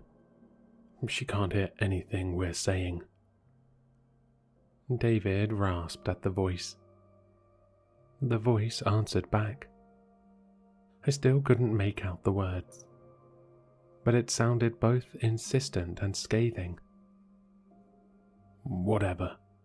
I'm done for tonight. I'm exhausted. You can talk to me tomorrow when I wake up." He hissed, and he lay back down beside me. All was silent in the bedroom. Minutes passed, and David's breathing slowed, and he started to lightly snore. He was asleep, but I couldn't join him. I felt my pounding heart just now settling down into a steady rhythm. I wanted to push myself off the bed and inspect the bedroom, but I didn't. I just lay there, too afraid to get up and see what else might be in the room with us. Eventually, I did fall asleep, though it was more like passing out than actual sleep. When my eyes opened, I saw the morning light streaming into the bedroom from the window. I pushed myself up into a sitting position and looked around the room. There was nothing strange in the room with me, just a pile of dirty laundry that was begging to be done. I rubbed my eyes, feeling a headache starting behind them. In the light of day, I could convince myself that I had just dreamed everything, or hallucinated it. Just then, David popped his head into the room and gave me a huge smile. "You slept in super late. Are you just that tired?" he asked, walking into the room and sitting down next to me. He had a cup of coffee in his hand and passed it to me. I took it gently and sipped. The warmth from the liquid was lifting my spirits. I didn't sleep well last night. I think I was having a nightmare," I explained, sipping at the coffee. David furrowed his brow and rubbed my back. Poor thing. You never have nightmares. Do you want to tell me what it was about?" he asked, still rubbing my back. I shrugged and kept sipping my coffee, wondering if I should confront him about last night, or play it off as some kind of waking nightmare. No, it's fading now. I can't even remember what it was about. I stood up as I spoke. I was getting hungry, and I hoped that David had saved me some breakfast. He hadn't, but that's just because he hadn't made anything yet. He had been waiting for me to wake up before he started on making something. I volunteered to make us some food, mostly because I was craving waffles and David sucks at making them. I started searching through the cabinets and fridge for what I needed. As I was busying myself with breakfast, I glanced up and saw David staring fixedly at the corner of the living room. His lips were moving rapidly, and I knew that he was talking to himself again. I looked away. It was too early for this. I was hungry, and I needed some more coffee in me before I could deal with any kind of crazy this morning.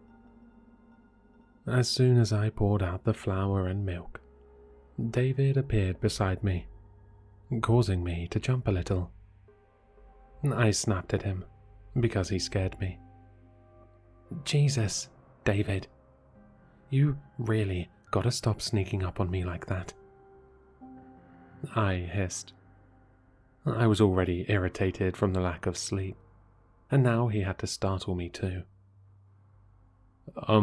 Sorry, he whispered, his eyes darting from me and back to the living room.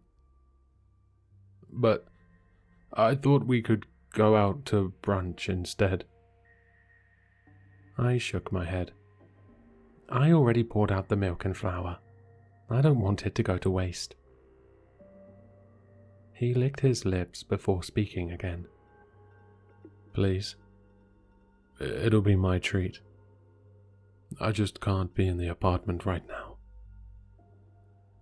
He looked upset as he spoke to me. I set aside the poor, half-finished waffle mix and sighed. Okay, let's go out and get some brunch. I could use a cappuccino and a mimosa anyway. I agreed. David kept hovering over me as I got dressed as quickly as I could.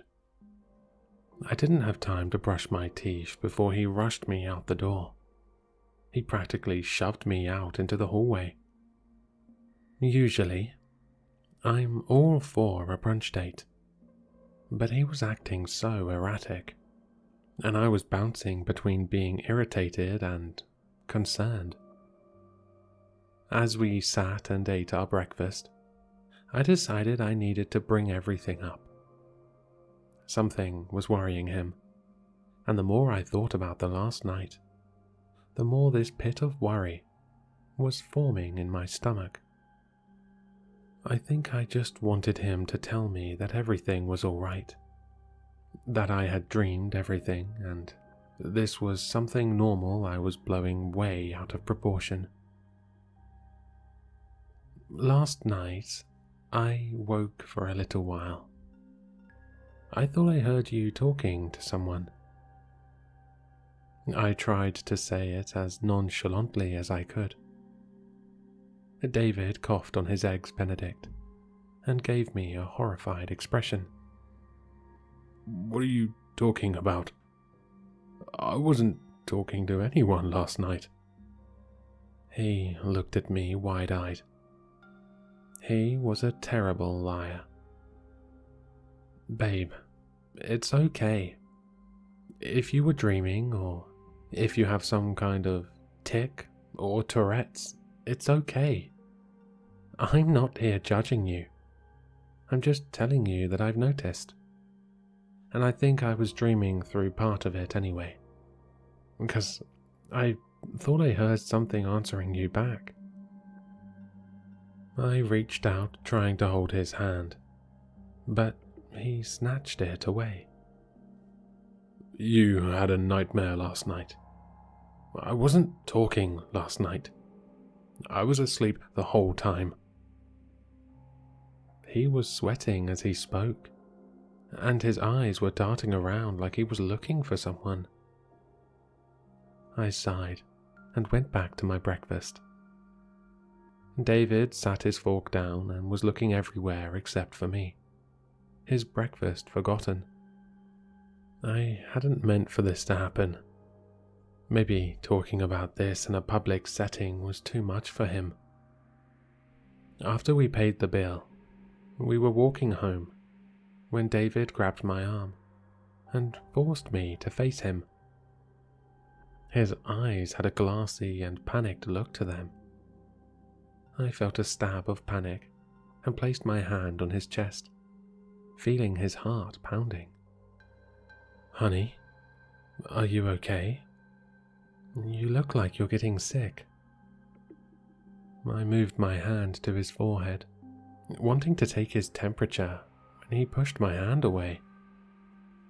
"I think I should go back to my apartment for today. I think I need to be alone for a while," he stammered, backing away from me. "Okay, but if you're sick, if you come back with me, I can take care of you," I pleaded. He shook his head. "No, I think I really just need to have some time to myself."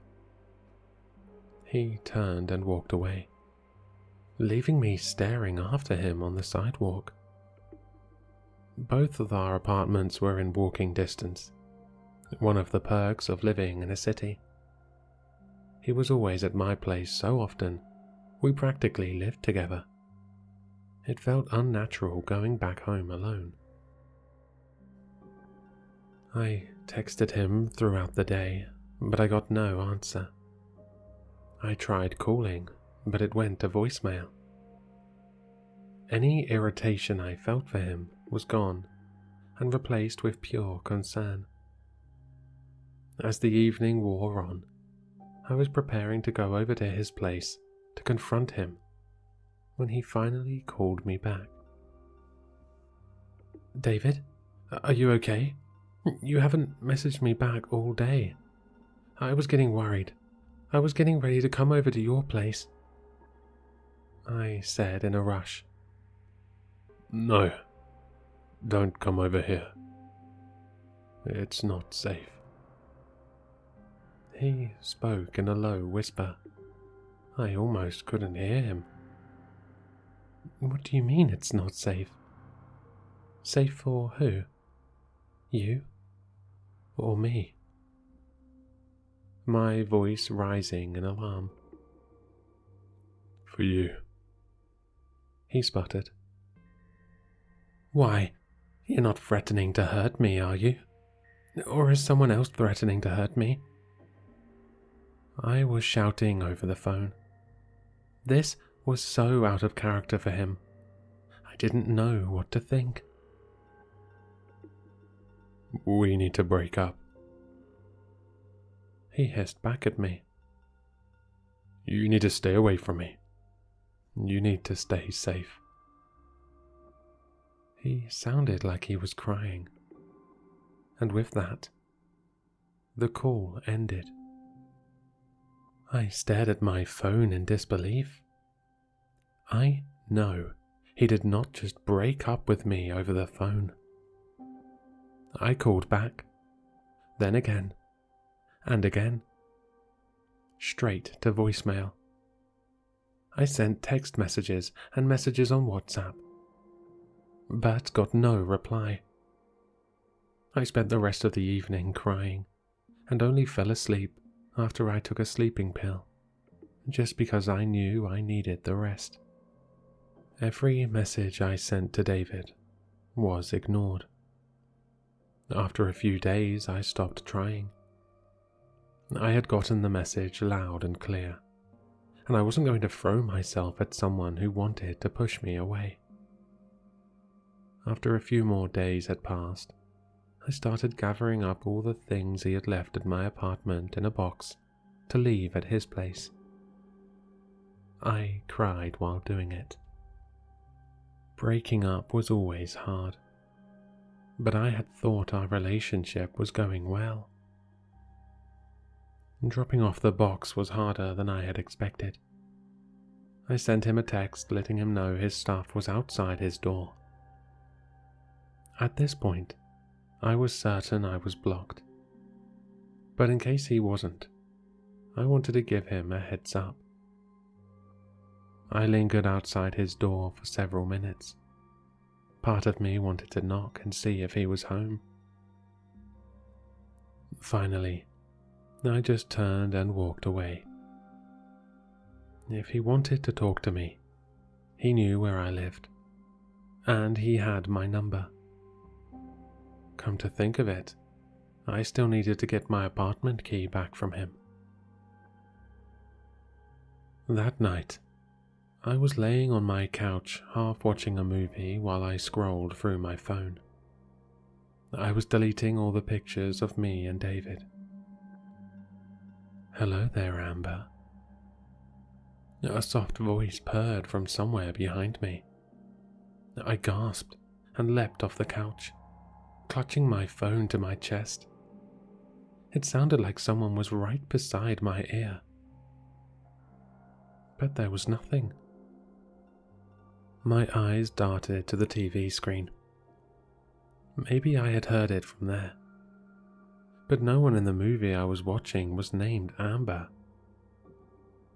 My heart was pounding as I tried to rationalize what I had heard. Immediately, I thought of David and his weird tick, and the voice I had heard that night. I ended up staying awake most of the night. I was scared. I didn't want to be. What I was feeling was irrational, but that didn't mean it wasn't happening. I got up to leave the apartment, but I ended up just sitting back down again. Where was I going to go? It was the middle of the night, and besides a few all-night diners, everything was closed. I didn't relish the thought of sitting on an uncomfortable bar stool, sipping coffee, and waiting till morning. Staying home seemed like the best option. I even thought about messaging David, but I stopped myself. He wasn't going to answer me anyway. I stayed on the couch till the first rays of light started to peek through the blinds. I smiled. The sunshine calmed my nerves, and I felt myself finally relaxing and drifting off to an exhausted sleep. As I closed my eyes and curled into the warmth of the sofa, I felt a hand gently pressing onto my back. The hint of claws digging through the fabric of my shirt. "Don't go to sleep yet, Amber. We have so much to talk about," the voice whispered.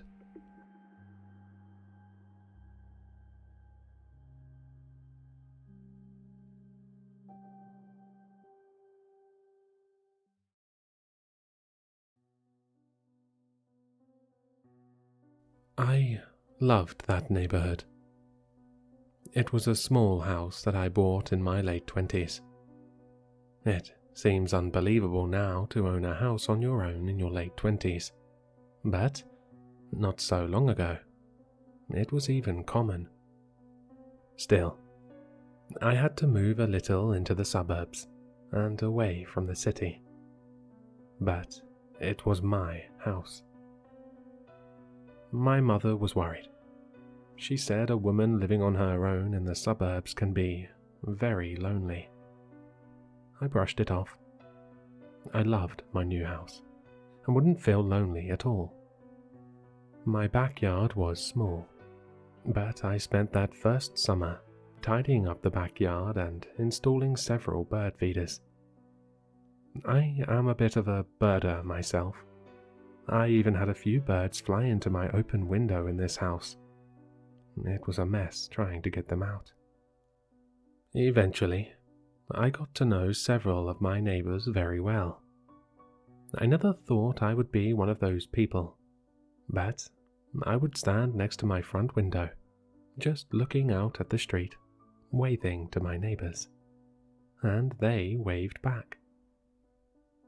That is, until last month. It started off subtle at first. They just stopped waving back, no matter how much I smiled or waved to them. Then they started making faces at me, even as I smiled back at them. It didn't matter who it was. Even Mrs. Finch stopped waving and smiling at me. Soon the friendliness of the neighborhood was gone. I tried to not let it dishearten me. I still tried to smile and wave as people walked past, but I did not get any more warm responses. Then one day, Mrs. Finch, who had always been friendly with me, knocked on my door and said, "I don't care what you do in your home, but I don't appreciate the looks that I get when I walk down the street." I tried to explain that I was just being friendly, but she cut me off. That is not being friendly. When I first moved in, all the neighbors were so welcoming. It seems that has now changed. I tried to not let it get to me. I had planned on being here for a while after all. Then the letters started coming in. Some were short. They would say, "Leave." Other letters would go into details that I was a creep, staring at children as they walk by, and making threatening gestures. Those letters saddened me so much. I love children, and I've only ever smiled at them. I then stopped standing in front of the windows as often, but I was determined to not let my neighbors push me around. Then I got another letter in the mail. This one was much longer. With the front door still open, I kept rereading the same paragraph over and over. "What happens in your home is your business, but your husband should not be making threatening gestures to me and my children when I am walking them to school. If this continues, I'll be forced to call the police." I am not married. What is she talking about? I said aloud, still holding the letter. I was shaken out of my confusion by very sudden and loud creaks above me. They were footsteps, and I could hear them getting closer. Then I saw him. It was a man. He was rushing down my stairs, holding a knife. He was almost at the landing of the stairs when I finally snapped out of my confused state and ran out of the open front door. I remember screaming and running, but I don't remember much else. Mrs. Field saw me screaming. I thought she hated me, but she opened her door for me, hugged me, and rushed me inside. She called the police, and then asked me if my husband had attacked me. When the police came, I explained to them that I lived on my own, and that a knife-wielding man came down my stairs to hurt me. The police said they searched my entire house, and said they were confident the man was no longer in there. They said he likely came in my house through one of the open windows. The police also found a manifesto of sorts. The man who was after me apparently did not want to hurt me at first. He just wanted me to leave the neighborhood. I am so sick of you city scum ruining our beautiful neighborhood. For an entire month, this man lived in my house, but I don't know how. Whenever I was waving to my neighbors downstairs, he was upstairs, making throat-slitting motions with his hands to the same people I was waving at. The letter the man wrote stated that he realized that I wasn't going to leave, and that it was now up to him. If you city people wouldn't be here, I wouldn't have to do this. The police searched and searched my house. They assured me that no one was in there. I tried to believe them. I tried to sleep in that house. But that first night, after the police left, every sound filled me with terror. I couldn't even make it through the night. At 3 a.m., I left and drove to my mother's. So, that man got what he wanted. I no longer live in that neighborhood, and my house is now being put up for sale, but still hasn't sold. It just sits there, vacant. I also no longer wave to my neighbors as they walk by. I am too afraid they won't wave back.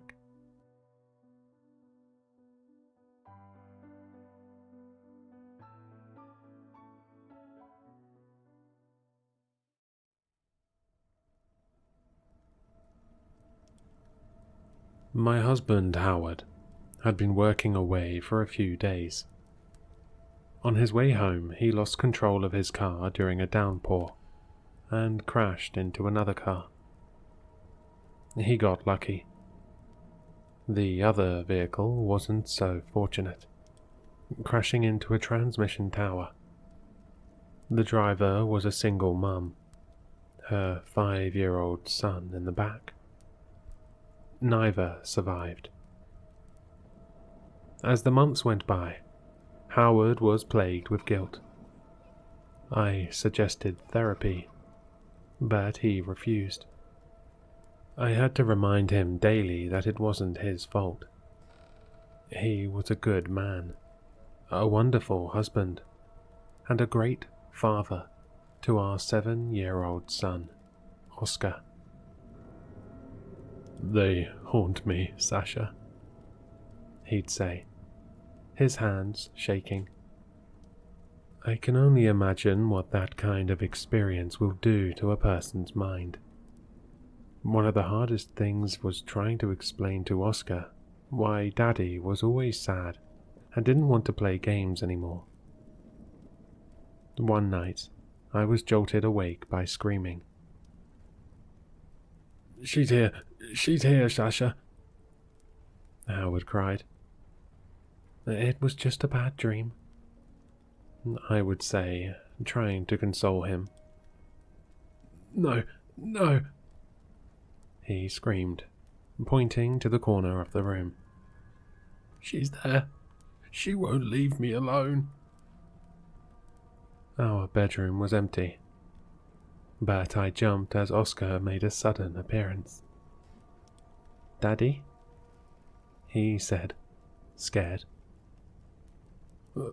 Come here, buddy," said Howard, holding out his arms.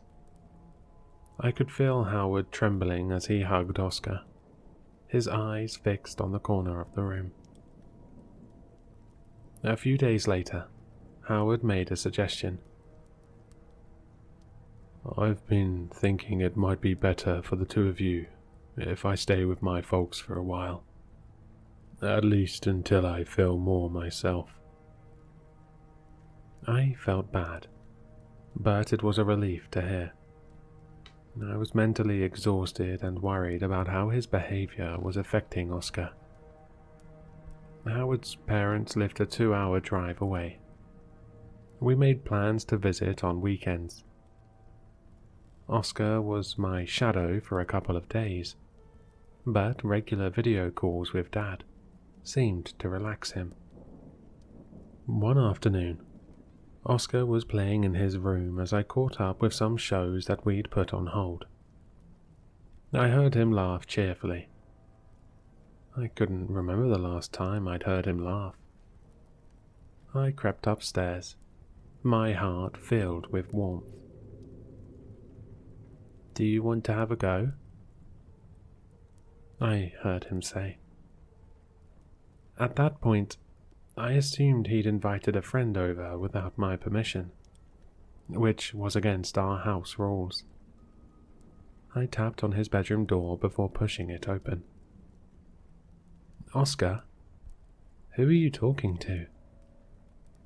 He was sitting on the floor with his toy cars. There was no one else with him. "Hey, where'd you go?" he said, looking around. "Mum, there was a boy here." "Was there?" I asked. Oscar had never exhibited signs of having an imaginary friend before. "Yes, he was crying in the closet, so I invited him to play." That gave me shivers. Why was he crying? He shrugged. "I don't know, but he stopped when we started playing." The closet door was open, and so I peeked inside. There was nothing unusual. We visited Howard that weekend. Oscar's grandparents took him out for ice cream, giving my husband and I some alone time. It was the first time we'd made love in months. "Oscar has an imaginary friend," I said as we cuddled. "Really?" he asked. He said there was a boy in his closet. I chuckled. They played with his toys together. Howard shifted uncomfortably. "Are you serious?" "I don't think it's anything to worry about. I did a bit of research. It's completely normal for a lot of kids." He let out a long breath. You're probably right, Sasha. The poor kid's been through a lot. What with having a crazy dad and all." "Don't say that," I said. "He misses you. You seem a lot better, honey." I have my moments, but I'm getting there. Mum has talked me into seeing a therapist. I squeezed his hand. "I think that will be good for you. We want you back home as soon as possible." How would you feel about Oscar coming to stay with me next weekend? Give you a little break. You've pretty much been a single parent these past few weeks. He's such a good boy," I said. "No trouble at all. But he'd love a weekend with Dad." Sure enough, Oscar was excited about spending the whole weekend with Howard. I heard him talking to his new friend about it as they played. But one evening, as I was making dinner, I was startled by several bangs coming from Oscar's bedroom.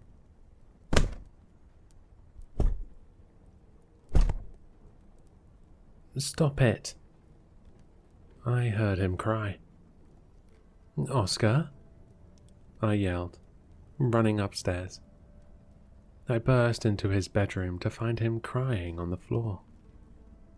"What happened?" I asked.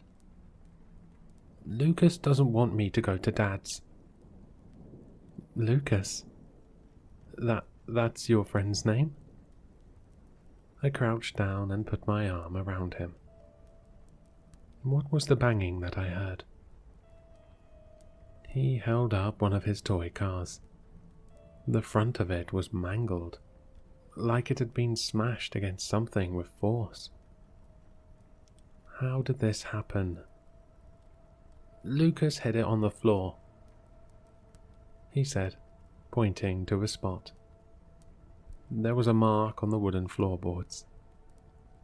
It was hard to believe that my 7-year-old son could cause such damage. It was even harder to believe that his imaginary friend had done it. "Oscar, if you don't want to stay with Daddy, you don't have to."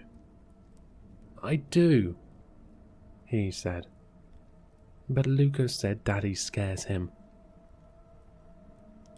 I felt like something walked over my grave. Be honest with me, sweetheart.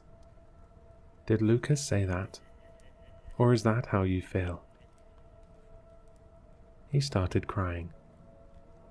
I want Dad to come home. Me too, I said, hugging him as I looked around the room. I kissed the top of his head. Go wash your hands. Dinner's almost ready. Oscar had never done anything like that before. He was having a harder time with the situation than I thought. That night, I searched Google for advice. It appeared that once again, such behaviors were normal in some children. He potentially had repressed anger as a result of Howard leaving us. The following Friday, I helped Oscar pack a weekend bag. Do you want to take any toys? I asked. He shook his head. No, I'll leave them for Lucas. Oh, is he not going with you? He said he doesn't want to be near Dad. My heart sank. Are you sure you want to go, sweetheart? He nodded. I can't wait. Howard came to pick Oscar up in the afternoon. It was so cute seeing our little boy run into his arms. I'll drop him back Sunday, said Howard, giving me a kiss. Love you, Sasha. Love you, I smiled. Have fun, boys. I waved them goodbye, trying not to worry too much. They both needed this. I was hopeful that it would be the catalyst for Howard coming home. In the meantime, I had a free weekend. Since Oscar was born, I hadn't spent a single night away from him. Some girlfriends were coming over for takeout pizza and wine. For the first time in years, I didn't have to be a responsible mum. That evening, I got the inevitable topic of Howard's departure out of the way so I could let my hair down. We drank, danced, and played rummy. I even smoked a few cigarettes.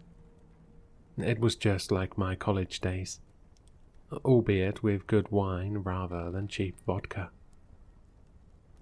As the evening wound down, there was just one friend remaining. She called an Uber, then used the upstairs bathroom. Oscar's definitely not here, right? She asked when she returned. Definitely. Why do you ask? She chuckled. I swear I heard a kid crying up there. My blood ran cold. What? It's the wine, Sash. I'm going to regret that tomorrow. I'll admit, it took me some time to go upstairs when she left. My heart raced as I pushed Oscar's bedroom door open. There were some toy cars on the floor. I asked myself, had they been left there? Oscar was usually pretty good at keeping his room tidy. The next morning, I cleared the empty wine bottles and pizza boxes with a slight headache. I lit one of my scented candles to mask the hint of tobacco that lingered. When Oscar started preschool, Howard converted our garden shed into a mini workshop. I made and sold scented candles on Etsy. It didn't break the bank, but it covered our streaming subscriptions and kept me sane when daytime boredom struck. After breakfast, I went to the shed to work on more candles. I have an electric-powered melting pot made specifically for wax. I began the process of melting small beads of soy wax, adding a pine-scented oil. I find it very relaxing. After a while, I saw the shape of someone walk past the shed window. "Hello?" I said, looking around the garden. I couldn't see anyone. "Hello," came a voice from behind, startling me. It was a woman, around mid to late 20s. "Can I help you?" I asked. "I was just looking for my son. Have you seen him?" I shook my head. "You're the first person I've seen today. Is he a friend of Oscar's?" "He is." "Sorry, I thought I knew all of his friends' parents. Oscar isn't here at the moment. He's with his dad." "I see," she said, looking disappointed.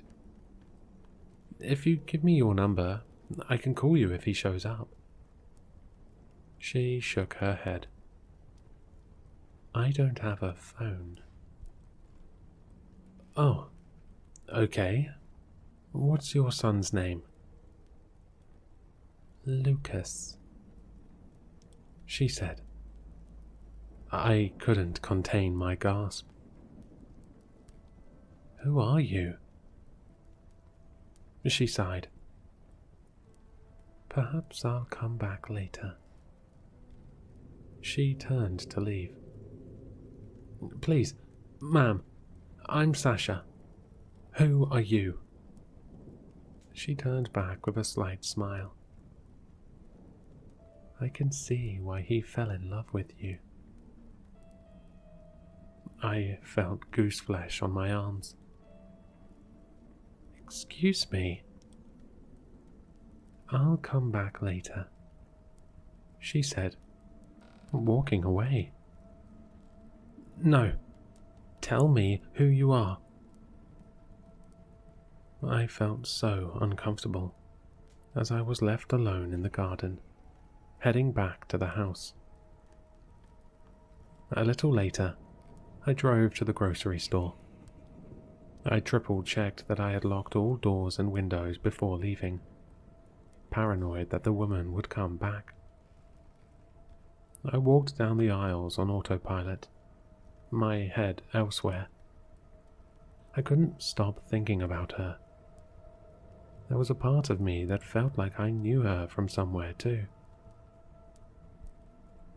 That evening, I sat in front of the TV but paid no attention to it. I wanted nothing more than my family back. I didn't want to be alone. As I contemplated calling a friend for company, I heard a noise coming from upstairs. My heart rate increased, but I chose to ignore it. Instead, I called a friend after all. A loud bang came from upstairs, making me freeze. I hung up as a voicemail kicked in. "I'm going to call the police," I called out. My hands shook as I climbed the stairs, clinging to the steel mallet that came with our kitchen knives. I'd never used the damn thing before, but it was a good weapon should I need to protect myself. The sound of a child crying became clearer as I got closer to Oscar's room. I'd never been so scared as I pushed the door open, to find a little boy on the floor, sniveling as he pushed toy cars around. I dropped the mallet. "Lucas?" I stuttered. "When is Oscar coming back?" he asked, not looking up at me. I tried to stay calm. He'll be home from his dad's tomorrow. Daddy is a bad man, he said. I took a step closer. Why do you say that? He smashed one of the cars down onto the floorboards, making me flinch. He did a bad thing, he said. Then he slowly looked up. Mummy? Oh, sweetheart, I said. I'm not your mummy. No. It came a voice from behind me. I am. I almost fell down as the woman from earlier passed by me, helping Lucas up. You. Who are you? I said. I think you know, Sasha, she said, walking into the open closet. I don't. Get out of my house. We'll be waiting, she said. With that, the closet door slammed shut. I ran back downstairs, grabbing my phone and keys. I got in my car, struggling to get the keys in the ignition. I drove out of our neighborhood, pulling over after several minutes. It took a while, but eventually, I opened my phone and began a Google search. Imogen and Lucas, mother and son. They tragically died as a result of the car accident. Their faces and names should have stayed with me, but I'd pushed them aside in order to be stronger for my husband. He wasn't losing his mind. They were haunting us. I drove home and went back up to Oscar's room. I shivered as the closet door creaked open. Imogen and Lucas, waiting. Why are you here? I asked, my voice wavering. I'm sorry for what happened, but it was an accident. Imogen held out her hand. Come inside. I shook my head. Please, leave my family alone. Daddy did a bad thing, said Lucas. He didn't, I yelled. It wasn't his fault. Leave us alone. I screamed as my body was dragged into the closet by an unseen force, and the door slammed shut behind me. The lighting was low, but I could see the furious expression on Imogen's face as she grabbed my arms. I'll show you, she said. Then everything went dark. I was in a bar with some young women. We were laughing about something. He's been checking you out all night, one of them said to me. A handsome man was sitting alone. He smiled as I caught his eye. I'll get us some more drinks, girls, I said, heading to the bar. I stood next to the man, offering a smile as I awaited for service. I don't usually do this kind of thing, he said, but can I buy you a drink? The thing is, I said, I'm with the girls, and it's my round. How about this round's on me? He said, in exchange for your number. I laughed. That's pretty forward. I'm only in town for a few days, and you're the most beautiful woman I've seen in a long time. I'd kick myself if I didn't try. Later, we made love in a small apartment. No, we made love like animals. It wasn't until afterwards that I noticed the ring. You're a bad boy, Howard. I chuckled. He grinned. You're a hard woman to resist, Imogen. We met whenever he was in town. After some time, I fell pregnant. I didn't tell him. Instead, I became distant. It was a hard decision, but I wanted to keep the baby. I didn't think he'd understand. Months went by, and he surprised me with a visit. I couldn't hide my condition. Jesus, I have a family, he yelled. I can't be part of this. This is exactly why I didn't tell you, I screamed. Get out.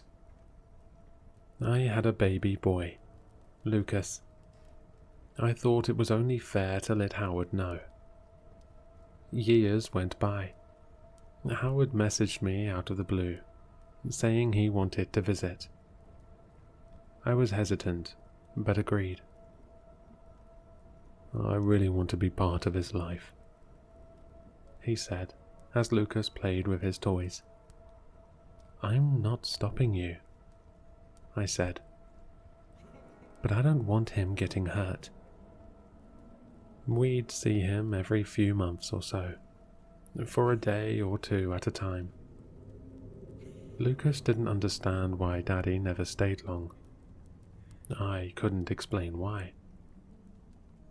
Howard, you need to tell your wife. That's not gonna happen. This is confusing for Lucas.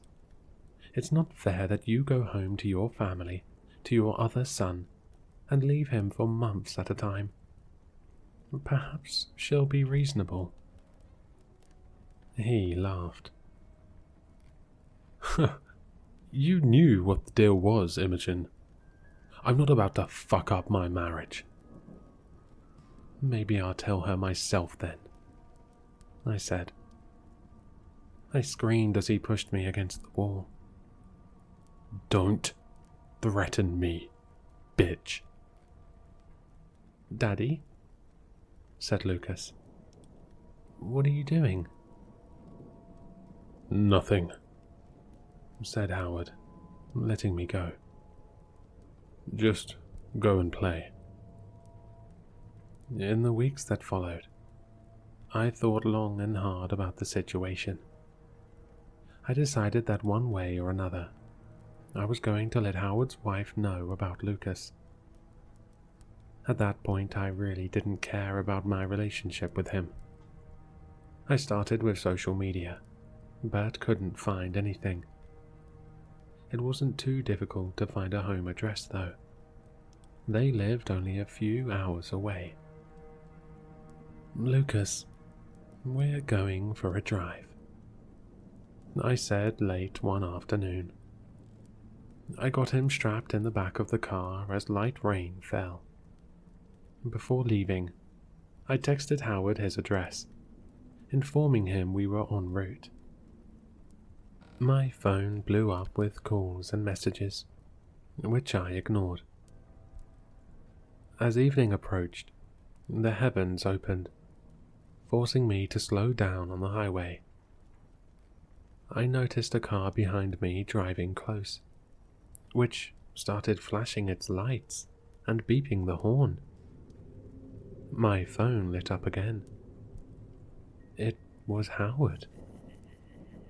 Pull over, he screamed over the car speakers. Stay back, I yelled. Pull over. Mummy, I'm scared, said Lucas.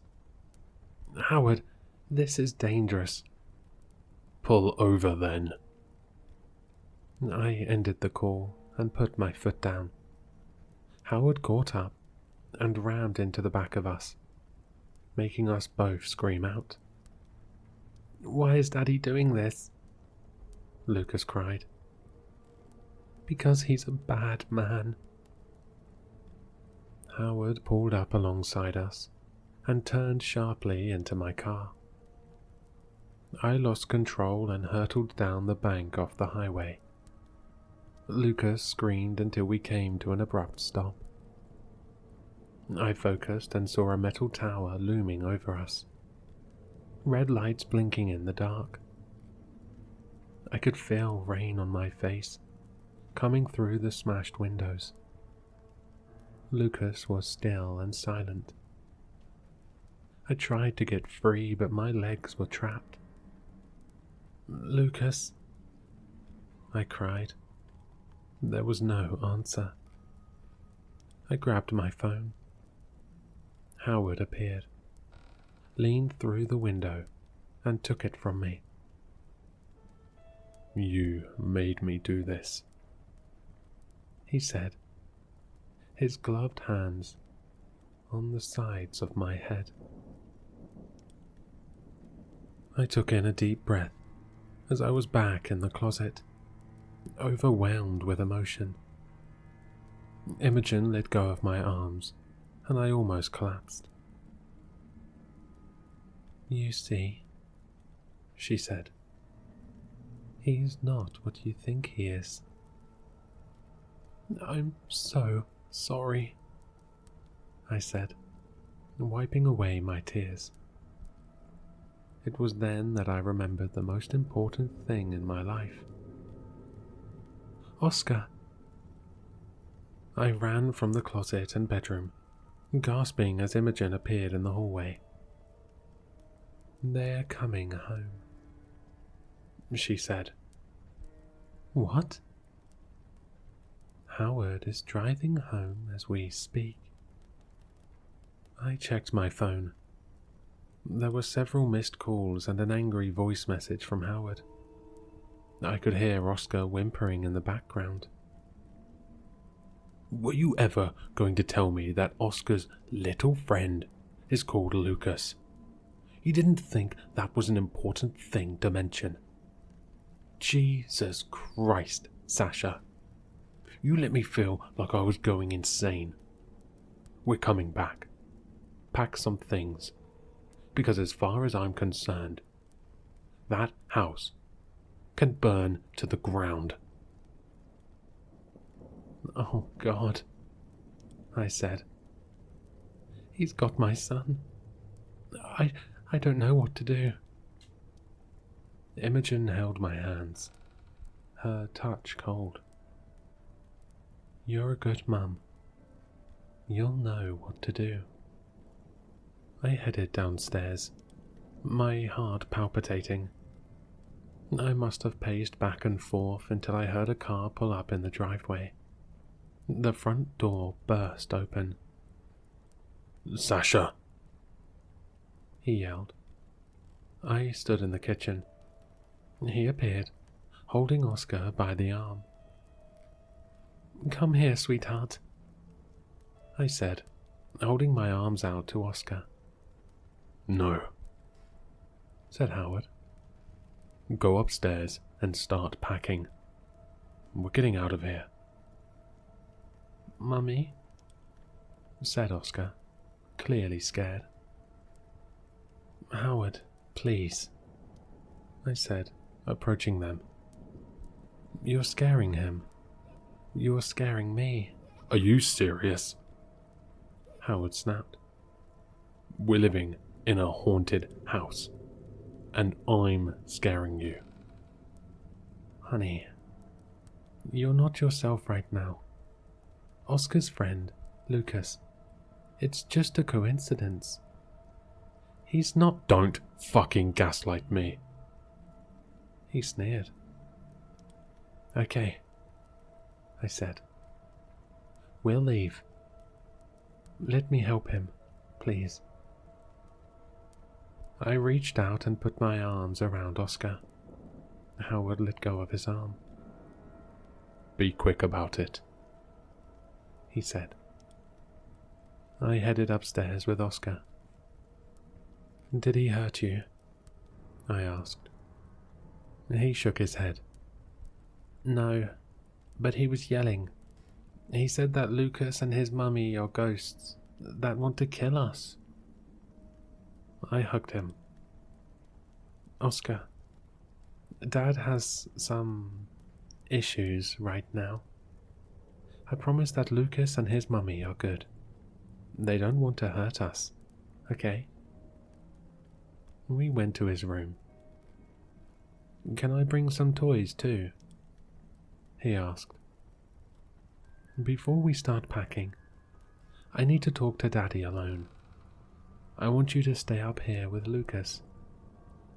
But, sweetheart, listen to me. Don't leave this room until I come back. Do you understand? He nodded. Yes, Mummy. I closed the bedroom door as I left, listening for a moment until I heard him talking to Lucas. Please look after my son, I said as I headed back downstairs. Where's Oscar? Said Howard. I wanted to talk to you alone, I said. I didn't want to say anything that would scare him. Oh, Jesus, we don't have time for this, he said. Pack your shit, because we're leaving. He motioned for the stairs. I believe you, I said. He froze. What? I saw her. Who? Imogen. He covered his mouth with his hand. Oh my God. She was in there, just before you came home. I pointed to the downstairs bathroom. Howard slowly turned his head towards the door. Really? She's upset. I think it might help if you talk to her. No, he yelled. You're out of your goddamn mind. Please, Howard, she just wants to be at peace. I could see his hands shake as he stomped towards the bathroom. Peace? Leave us alone if you want peace. Do you hear me? You're not welcome here. I ran and pushed Howard into the bathroom, slamming the door shut behind him. I grabbed a dining chair and wedged the back of it under the door handle as it rattled. Sasha, he screamed. Let me the fuck out of here. Now. I called 911, my whole body shaking as he banged on the door, screaming obscenities. Help! I yelled down the phone. My husband is trying to force my son and I to leave our home, and he did something bad. Really bad. I screamed as the wooden door splintered down the middle, then continued to split as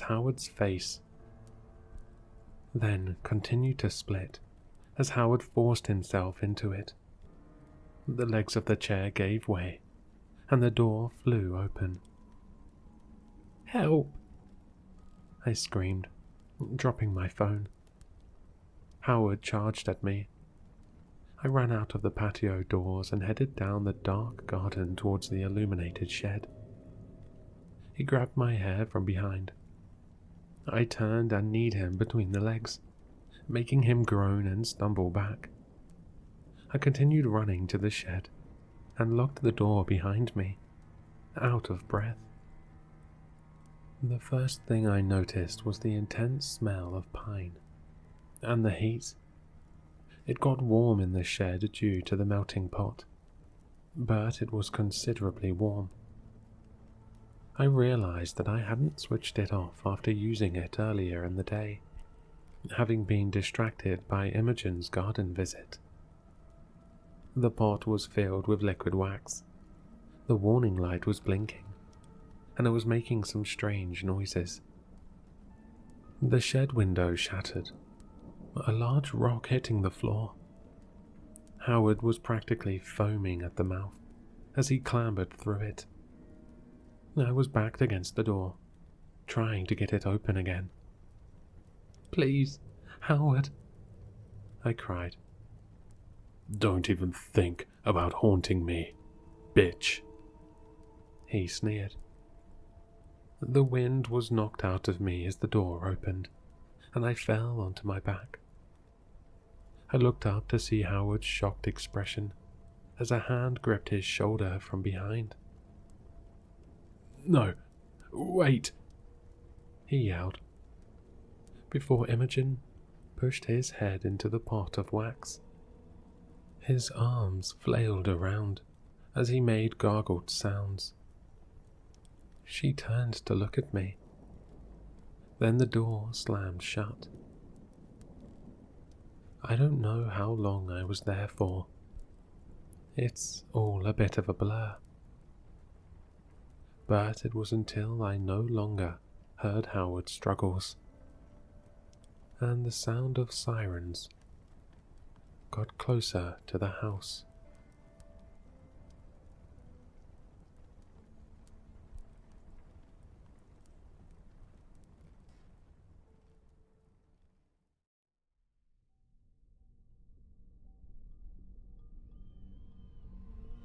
Hey, kids.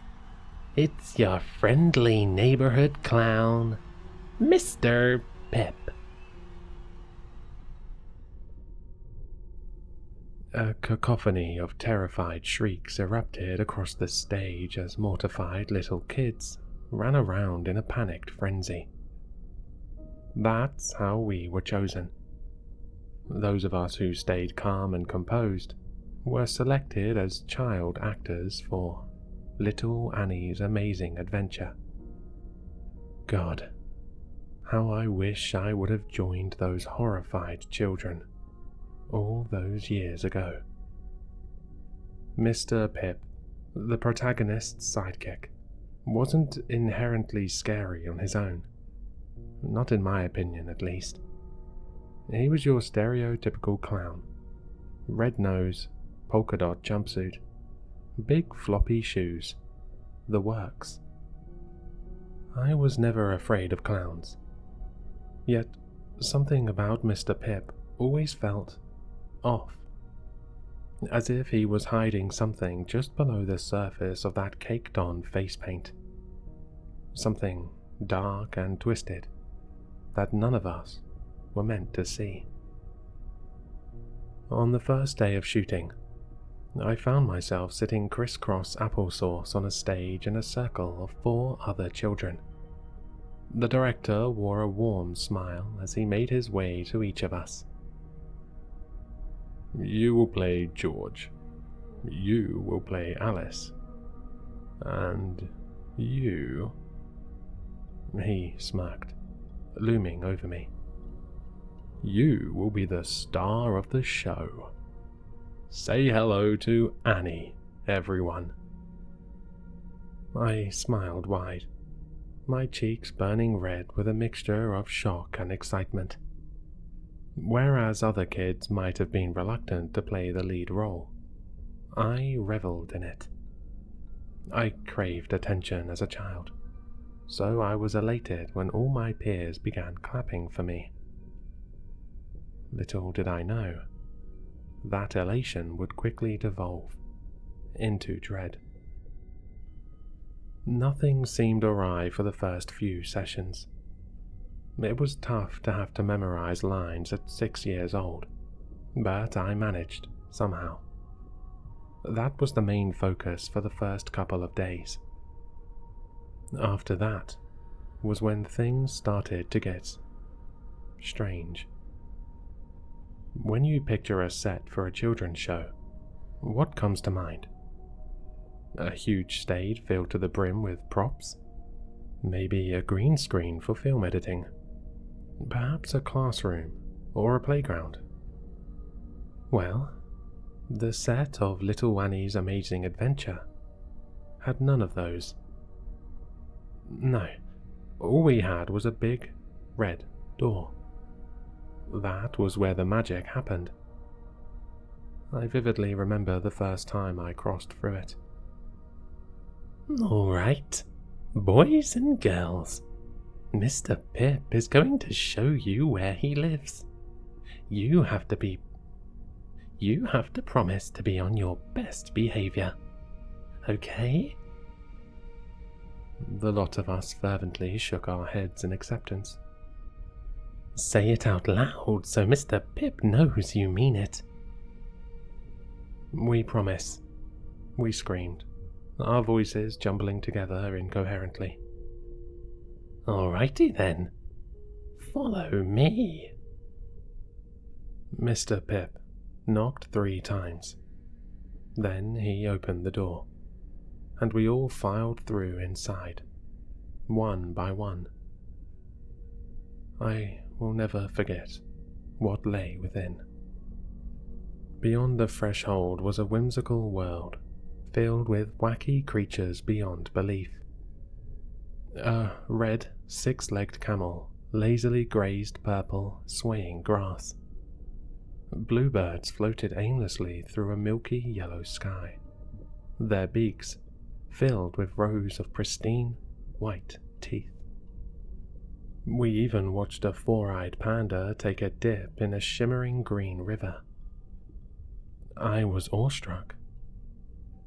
As a child, I found the whole scene far less strange than I should have. Now, I think it's downright horrifying. Once we were finished gawking at our surroundings, Mr. Pip turned to us, a wide grin plastered across his face. Come to the waterfall, kids. That's where we're filming today. Oh, and one more thing. If any of you utter so much as a single word about this place, especially to your parents, then Mr. Pip will slit your little throats, he said, his smile never wavering. A tense silence permeated the atmosphere. That moment will always stick out in my memory. It was the first time that I had felt pure, genuine fear. I no longer saw Mr. Pip as some lovable, zany children's character. No, in my mind, he was a real-life monster. What are you waiting for? This way! The clown shouted, motioning for us to follow. We snapped out of our collective trance and diligently tagged along. As we trudged through the purple grass, I felt a slight tug on my sleeve. I turned to find a boy with curly hair and suspenders staring back at me. He was the one slated to play the role of George. Hi, I'm Liam. I was just wondering, does Mr. Pip scare you? He whispered, glancing anxiously between me and our leader. I'm Hannah, I replied. Yes, he scares me a lot. It's gonna be okay. I'll be brave for you, Liam said, his cheeks blossoming with colour. I nodded in response, a smile tugging at the corner of my lips. I'd made my first friend on set. Liam's presence made me feel slightly more at ease. Okay, kids, here we are, Mr. Pip yelled upon our arrival. Neon green water cascaded down behind him, closely resembling a river of toxic waste. I don't want to know what kind of monstrosities lurked in those luminescent depths. Each of us glanced around before the girl playing Alice broke the silence. Mr. Pip? She timidly asked, awaiting his approval to continue. Yes, Alice, he replied, an eyebrow raised expectantly. Where are the cameras? And where is the director? I furrowed my brows. She was right. I had never once seen a film crew anywhere in the vicinity. Oh, silly girl. There's cameras all around you. They're hidden very well, so no one will find them. Rest assured, my dear child. The director is watching. I did not feel reassured in the slightest. In fact, I felt a chill run down my spine at his words. The director was watching us? Why wasn't he directing? I was starting to get a bad feeling about the entire thing, from Mr. Pip's open threat to the absence of any visible recording equipment. Even as a child, I knew that something was very wrong. Surprisingly, the remainder of the shoot went off without a hitch. We rehearsed our lines, acted out our parts, and once we were finished, Mr. Pip led us back to the red door. I remember thinking that it looked out of place, just a solitary door standing in the middle of a clearing. It was far less strange than the scenery surrounding it, but odd in its own right. Good job today, everyone. Mr. Pip grinned as he shut the door behind us. Don't forget, if you tell your parents about any of this, I'll kill ya. The way he said that made me shudder. His tone was sickly sweet. The consequences of disobeying his order were crystal clear. Yet, they were sugar-coated in a cheery timbre. We all nodded in unison. All right, kids. For all your hard work, you get a popsicle. Go pick one from the table over there. True to his word, 5 multicolored popsicles sat on a folding table before us. Being 6 years old, I bolted for the table, nearly tripping over my own feet in my rush to snag my frozen treat. And that's the last thing I remember from that day.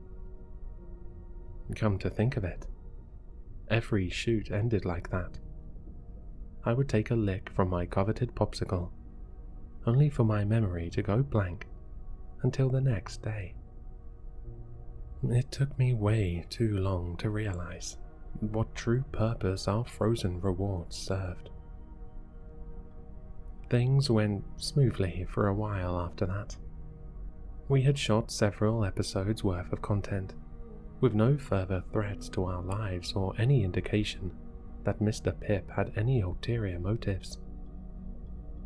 That is, until someone slipped up. Okay, kiddos.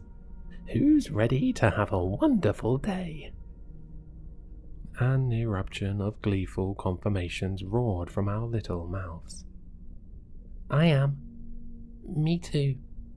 Mr. Pip, I can't wait. The irony of those words.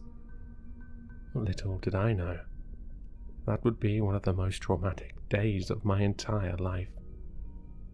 I eagerly rushed over to the red door, ready to embark on a new journey. I'll open it today, Mr. Pip, I said, yanking on the handle. The door flew open, only to reveal a brick wall. Annie, you forgot to knock. Silly goose. Try again. Mr. Pip beamed, looking behind me like a shadow. Oh, yeah. Oops. I closed the door, knocked 3 times, then flung it open. Mr. Pip was right. That time when the door flew open, I was met with the cartoonish world that I had come to adore so much. Very good. Follow me now, children. Mr. Pip has somewhere special to take you. I nearly leapt out of my shoes with excitement. Somewhere special? What could be better than the dreamland we had already been privy to? I was itching to find out. As we walked down a red brick path, I felt that familiar tug on my sleeve.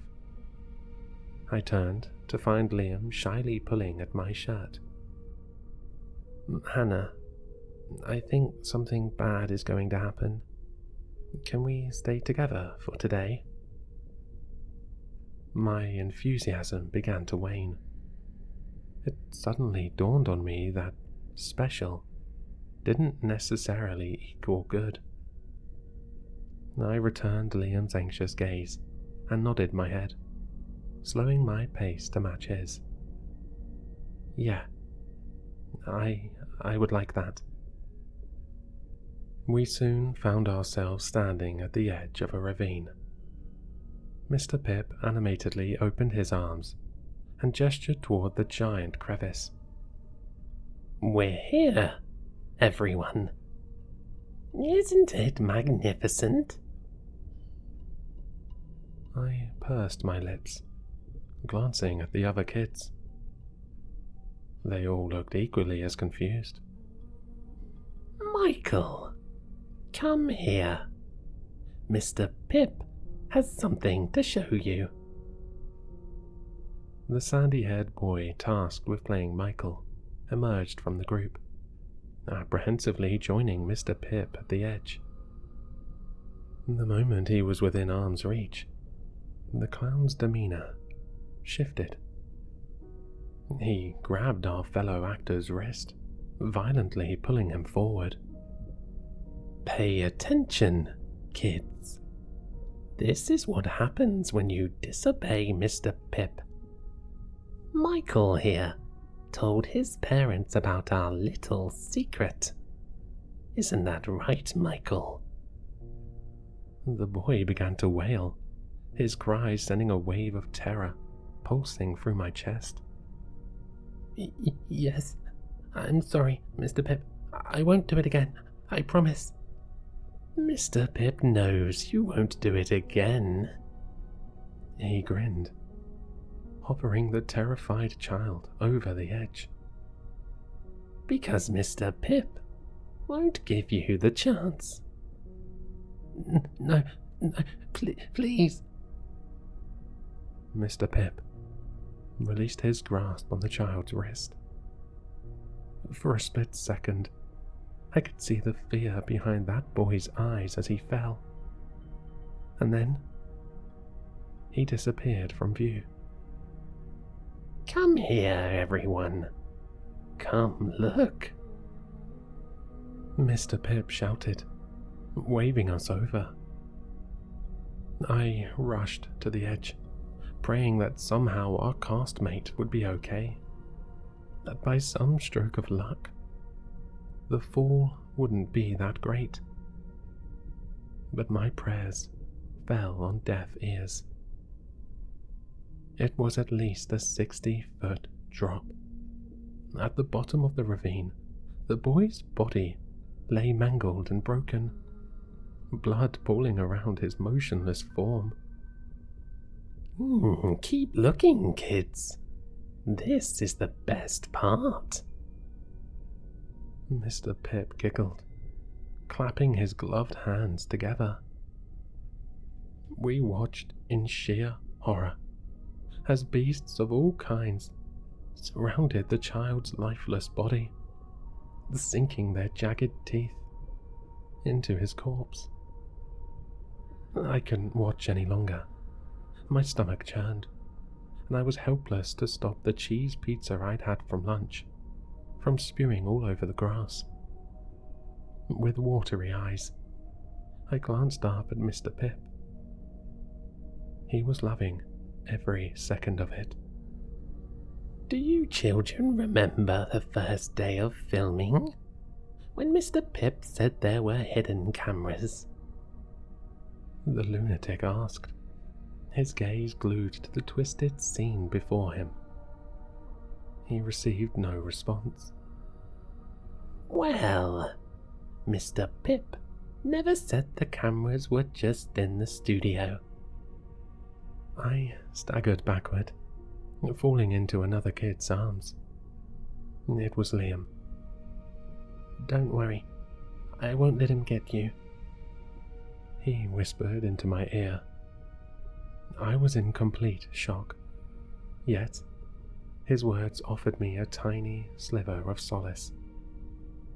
I wish I could say that was the last time we visited the ravine, that no one else had to die at the hands of that evil clown. But unfortunately I can't. One by one, my castmates cracked. Next was the girl who played Alice. Then, the boy casted as Tim. I suddenly realized that Liam and I were the only ones left. I don't know how they explained the deaths to the parents. Maybe they were told that the children had run away. Maybe they were informed that there had been an accident while shooting. Or the thought that gives me chills, even to this day. Maybe they were paid to keep their mouths shut. Needless to say, I was beginning to dread going to film every day. Fortunately, I would only have to endure for a little longer. Unfortunately, I will never recover from the event that killed my film career. I remember my final stint on set like it was yesterday. I vehemently begged my mother not to take me, to no avail. The way she saw it, I was a star, and nothing would stop me from achieving the fame I deserved. I was trembling when Mum dropped me off. She didn't normally leave me alone if there were no adults present, but on the way to the studio, Mum had received a call from my grandmother. Grandpa had fallen down the stairs again. He was in stable condition, but looking back, I think she wanted to kill two birds with one stone. Mum wanted to ensure that I was there to film, while visiting Grandpa alone, in case his injuries were worse than Grandma let on. I don't blame her. Not anymore. But that still doesn't change what happened. Once the door clicked shut behind my mother, I found myself standing in an empty auditorium. I cautiously claimed a seat in the front row and stared up at the stage. It was devoid of any props, just as it had been on my first day. All except for the red door. It loomed ominously above me, radiating a sinister aura. I froze. It was faint, but I could have sworn that for a moment I heard a voice emanating from behind that eerie wooden frame. Annie.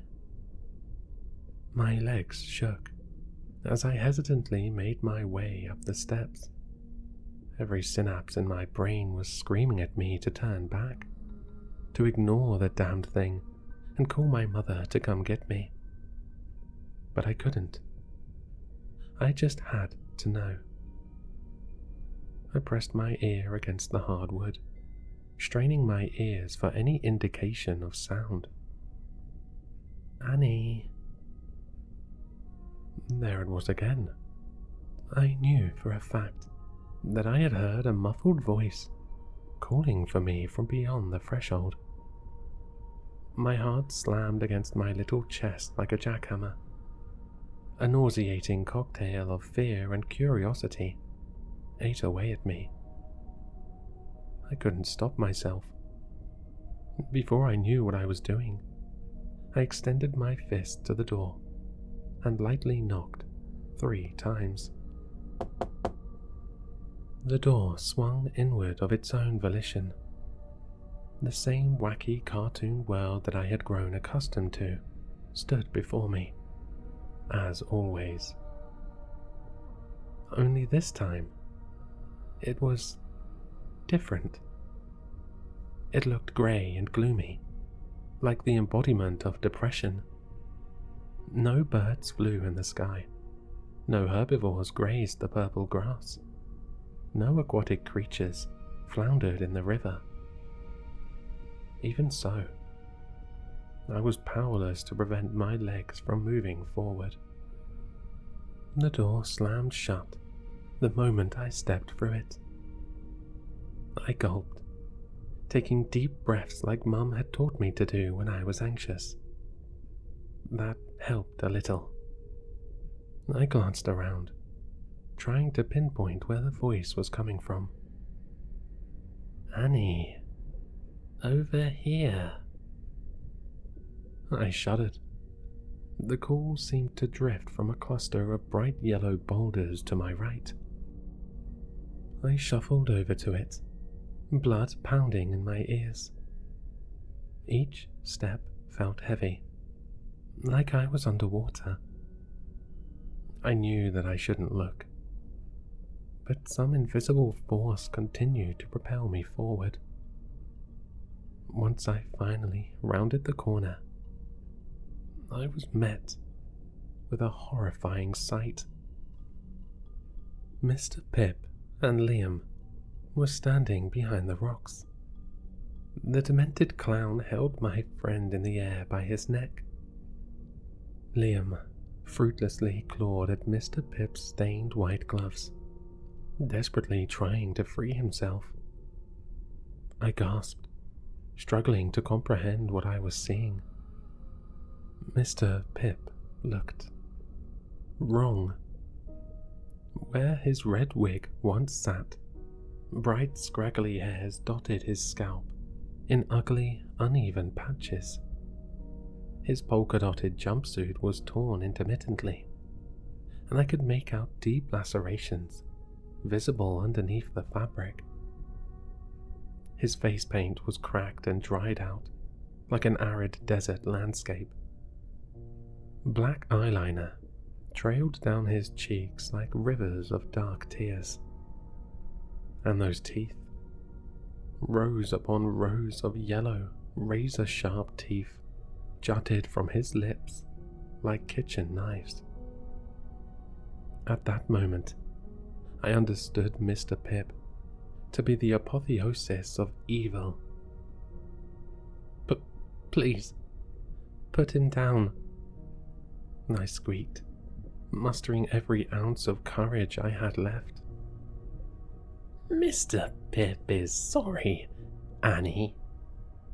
You see, Liam did a bad thing. He told the police about Mr. Pip, and naughty boys need to be punished." To my absolute horror, Mr. Pip began to cackle as he removed a dirty glove from his hand. He held a serrated claw to Liam's quivering throat, and momentarily shifted his gaze to me.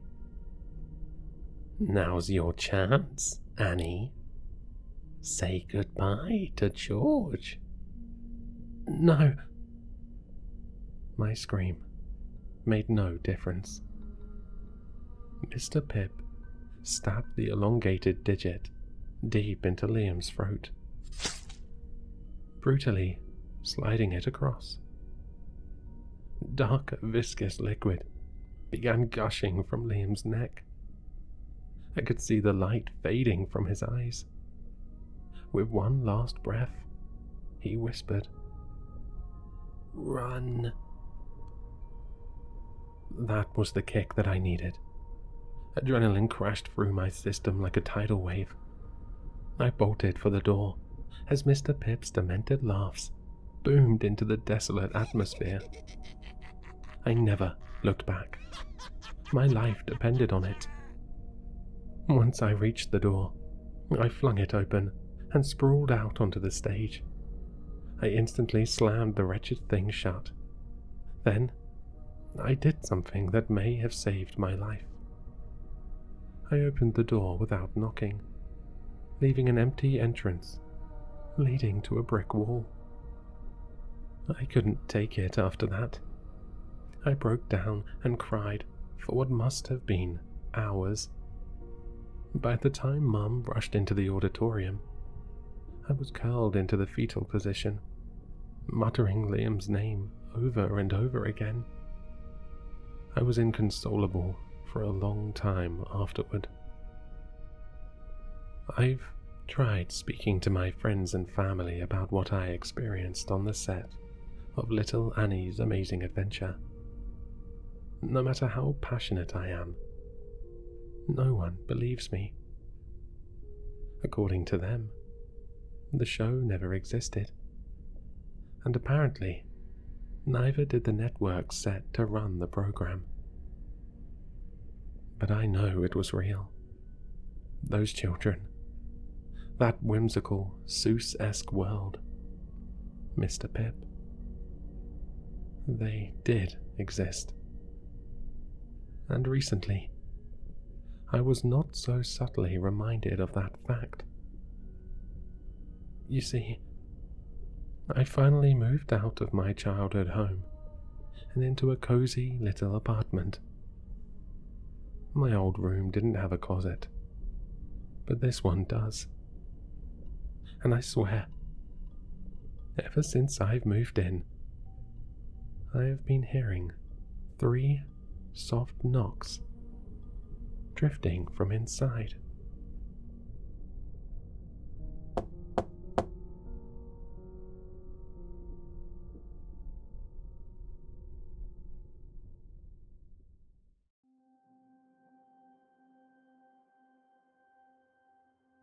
Most of our calls are for pretty run-of-the-mill things, like wasp nests in attics, or raccoons living in the walls. That being said, Orion is considered a specialty pest control provider due to the services we offer for atypical or unrecognized pests. Those terms may seem vague at the moment, but I promise they'll make more sense in a second. A general rule of thumb, if you think that you're dealing with an unidentified animal, is that salt repels most things. Not everything, but most things. Ground up white eggshells can be used as well, if you're environmentally conscious. I try to use them when I can, but salt is more readily available. Administering a line of salt to doors and windows, especially windows facing the west, is normally the first course of action we recommend to clients who are concerned about potential infestations from the unknown sorts of critters. However, if you believe that there is an infestation already taking place, it's also possible to use salt to try to contain the pest until someone is able to remove it. With all that being said, sometimes more aggressive action is necessary when dealing with an atypical pest. On that note, here's a little PSA from your friendly neighborhood pest control specialist. Avoid coming into contact with any deer, raw venison, or cervine fecal material for a while. I know that most people don't feel inclined to play with deer crap to begin with, but you would be amazed at the insane things I've seen grown adults do. And, unfortunately, many of those insane things were, indeed, scat related. Anyways, we received a call from a client claiming that her dog was attacked by a doe, of all things. Typically, we don't have to deal with deer since they tend to avoid humans. Normally, that's the Department of Wildlife's area of authority. But something was clearly off about this one. Initially, I was thinking that it had chronic wasting disease, since one of the symptoms noted in affected animals is that they no longer become skittish around humans. The client was understandably frantic on the phone. "It just came up and bit my dog, and now it's in my yard. It won't leave. I swear it's waiting for us to come back out." CWD is essentially deer Alzheimer's. So, attacks from affected deer are typically brought about by confusion on the poor dying animal's part. That prompted me to ask the client about how the deer looked. If it was emaciated, that would be a dead giveaway. She said its stomach was bulging, like it was pregnant. It was apparently watching her and her frightened doggy through the window, drooling. The distended stomach gave me a pause. That wasn't usual for CWD. Thankfully, it was a slow day, so I was able to get over there as soon as possible. Before I left, I called one of the guys from the Department of Wildlife, knowing that they'd want to hear about it, especially if this was some sort of deer disease that could be going around. The officer said that he and his partner would take a look, but they were going to arrive a bit later than me. No problem there. When possible, we live trap the pests that we are called out for. That being said, some of these unidentified animals can be extremely dangerous, which is why a firearm, a container of salt, and a knife with a silver blade are required to be on us for every call, even if it appears to be something harmless. Appearances can be deceiving. My boss learned that the hard way once. As such, the salt and knife stay on my tool belt at all times. We do also have a tranquilizer gun for larger animals, which I thought would be useful for the deer. When I first got there, I didn't see the doe, so I circled around to the backyard, a tranq gun at the ready. An expensive-looking swing set shaped like a castle stood like a colourful fortress, the chains squeaking as they swayed in the wind. A few yards away, the deer snorted at me, its hoof stomping at the ground. The animal's fur was dishevelled, its ears were drawn back close to its head. Foamy strings of drool hung from the corners of its mouth. The white patch of fur on its neck, slick from the excessive salivation. Whether it was CWD or something else, this deer was definitely sick. Best not to get near it. I shot it with the tranq gun. It let out a small grunt of alarm, taking a few ungainly steps towards me. I stepped back, trying to keep my distance until the animal could be knocked out. It shuddered, mouth open like it was about to vomit. At first I thought the pink thing in its mouth was the doe's tongue, but then more appeared. Long tendrils unfurled from its throat, stretching along the grass towards me. A loud crack echoing in my ears as the deer's jaw snapped. The deer's body convulsed violently, its bloated stomach rapidly shrinking as these abhorrent things slithered out of its mouth. My stomach lurched at the sight. I let out an extremely professional-sounding whimper as I booked it for the swing set. Something you should know about me is that I have a phobia of worms. Snakes, spiders, rats, no problem. But for some reason, worms make my skin crawl. The deer had fallen to the ground. The poor animal still alive and quaking as its body was dragged by the worms, crawling out of its throat across the lawn. inching towards me. A low, pained noise came from the deer each time that it was jerked along. Once I'd pulled myself into the swing set's tower, I took aim at the deer's head with my rifle and fired. Blood and grey matter splashed across the yard.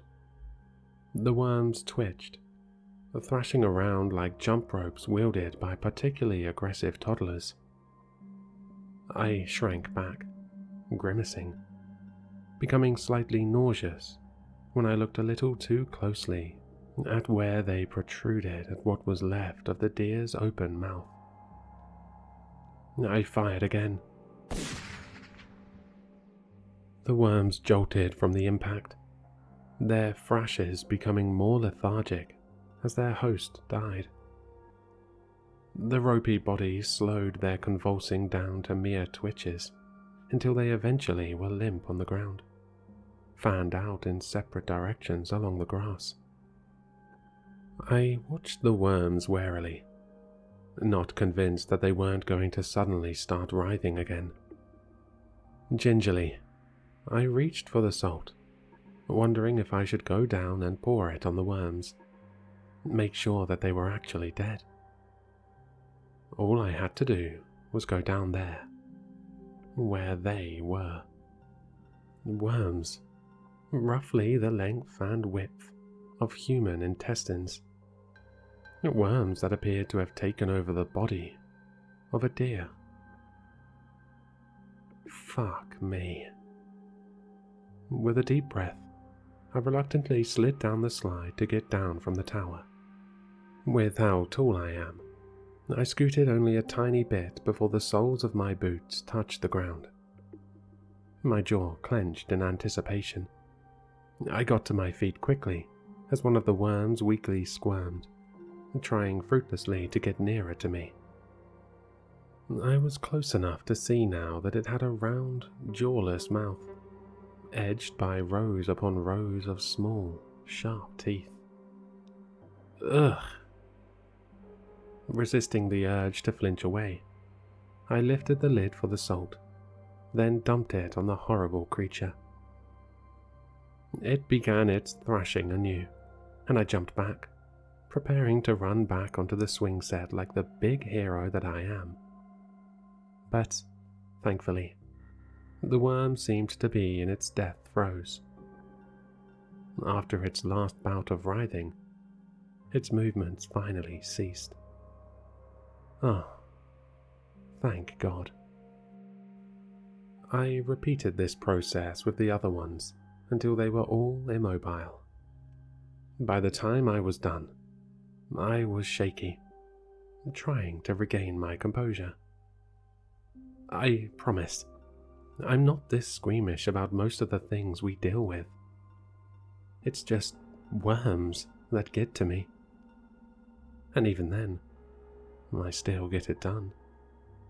I waited until the wildlife guy showed up to knock on the client's door. Truthfully, my hands were still shaking a little, since my adrenaline was only just wearing off, so I kept them in my pockets. I didn't want her to get even more freaked out than she already was, especially with the news I was about to give her. I informed her that the deer's body was being taken by the Department of Wildlife to run some tests, advising her to take her dog to the vet to check for any signs that the worms may have infected it. Her face paled. Worms? Unfortunately, yes, I replied, resisting a shudder as I recalled their rows of teeth against my wheel. I don't know how these species of parasites spread, so just to be safe, have your dog checked. The Department of Wildlife is going to take over from here. They'll be able to give you more information once they've examined the deer a bit. Before I left, I discovered that the wildlife guys were just as disturbed by the worms as I was.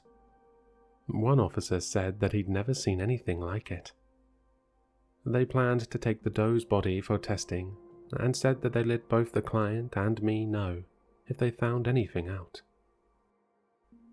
Later that evening, I received a call from the Department of Wildlife. They wanted to know exactly what I did to kill the worms. I told them, growing concerned. The client's dog was being quarantined after the vet found strange readings in its blood work. That made my blood chill. The client and her family were also being advised to visit a doctor in case any of them also came into contact with any infected biological material. The wildlife officer advised me to do the same. They weren't sure if the worms could infect humans, but since it had potentially crossed the species barrier by infecting our client's labradoodle, they recommended extreme caution.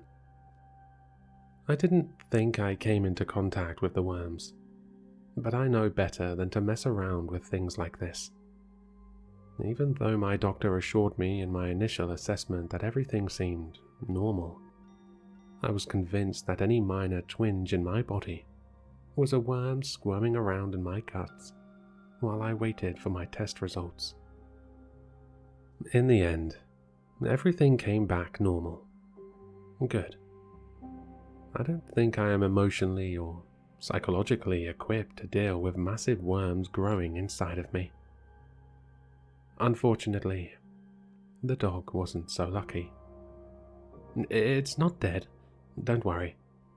It just had to deal with numerous anthelmintic medications until the vets found one that was effective.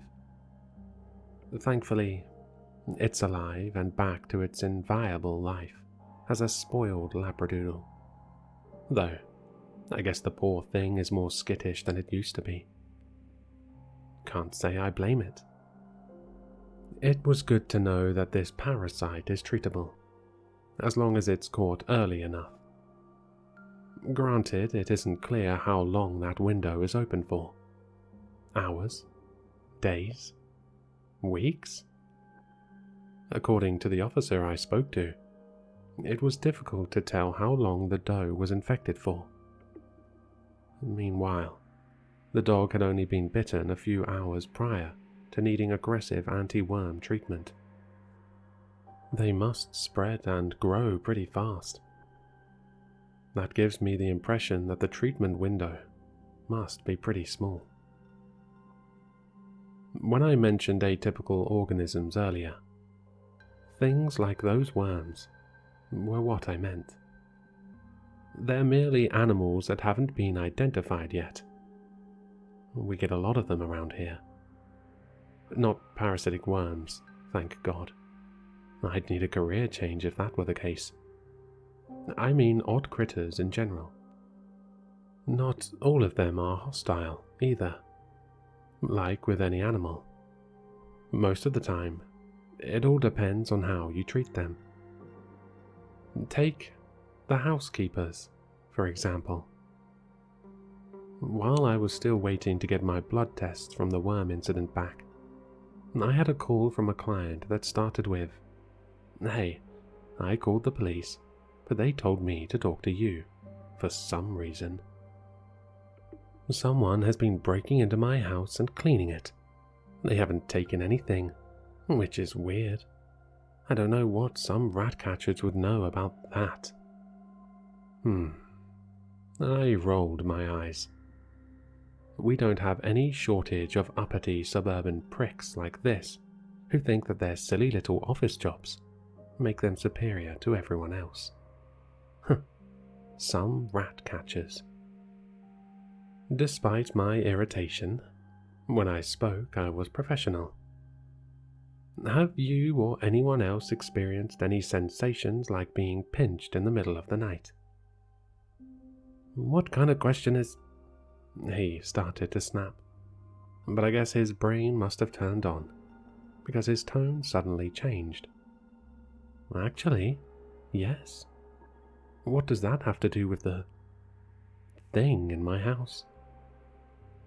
I ignored his question. Have you found any broken glassware? Yes, how did you know that? Sounds like you have what we call a housekeeper. They tend to get a little feisty if their work isn't appreciated. So if you leave out some cream before you go to bed at night, the problem should stop. The client adopted his snippy attitude again. Is that supposed to be a joke? No, sir. I'm completely serious. If you leave the housekeeper the offering like I told you, it'll continue to clean your home without causing any more issues for you and your family. Can I speak to someone who actually knows what they're talking about? I was struggling to think of a reply that wasn't riddled with cuss words when a pale hand appeared in my face. When did the boss get in? And why did he look so awful? Was he sick? The boss flatly said, "He wants to speak to the manager, doesn't he?" Without another word, I handed him the phone. As the boss politely ripped the client a new one, I scanned him. He was always a pale guy to begin with, being Scandinavian, but he was even more pasty than usual, the permanent dark circles under his eyes even more pronounced. Another thing that stood out was that he had a bandana tied around his neck. An odd fashion choice for him. His arms were covered by the navy blue company jacket we all wore, so I couldn't check for what I truly needed to see. The client ended up hanging up on the boss. He shook his head, grumbling as he set the phone back in its cradle. "Be prepared for this asshole to call back in a few days." I followed him into his office. "Victor, is everything all right?" The boss didn't look at me as he said, "I'm as great as I usually am." That wasn't a good answer. I was about to press the issue when he muttered, "I'm not using again. Don't worry about it, all right?" Reluctantly, I nodded, then went back to my desk. I've known Victor for years. He'd open up when he was ready. Sure enough, the dickhead did end up calling back 3 days later. Wouldn't you know it? He didn't follow our advice. Now, the housekeeper was angry, and somehow, that was our fault. Customer service, everybody. I dragged our new hire, Raina, along for this one to give her some experience. This was her first time seeing what happens when housekeepers are mistreated. I just prayed that it hadn't transformed. In case it hadn't, I took a container of fresh cream, hoping that a late offering would be enough to calm it. The client and his wife were cowering in a hotel, leaving the house entirely to us by giving us permission to use their hidden spare key. When we got inside, the place was wrecked. Broken glass littered the carpet and kitchen tiles.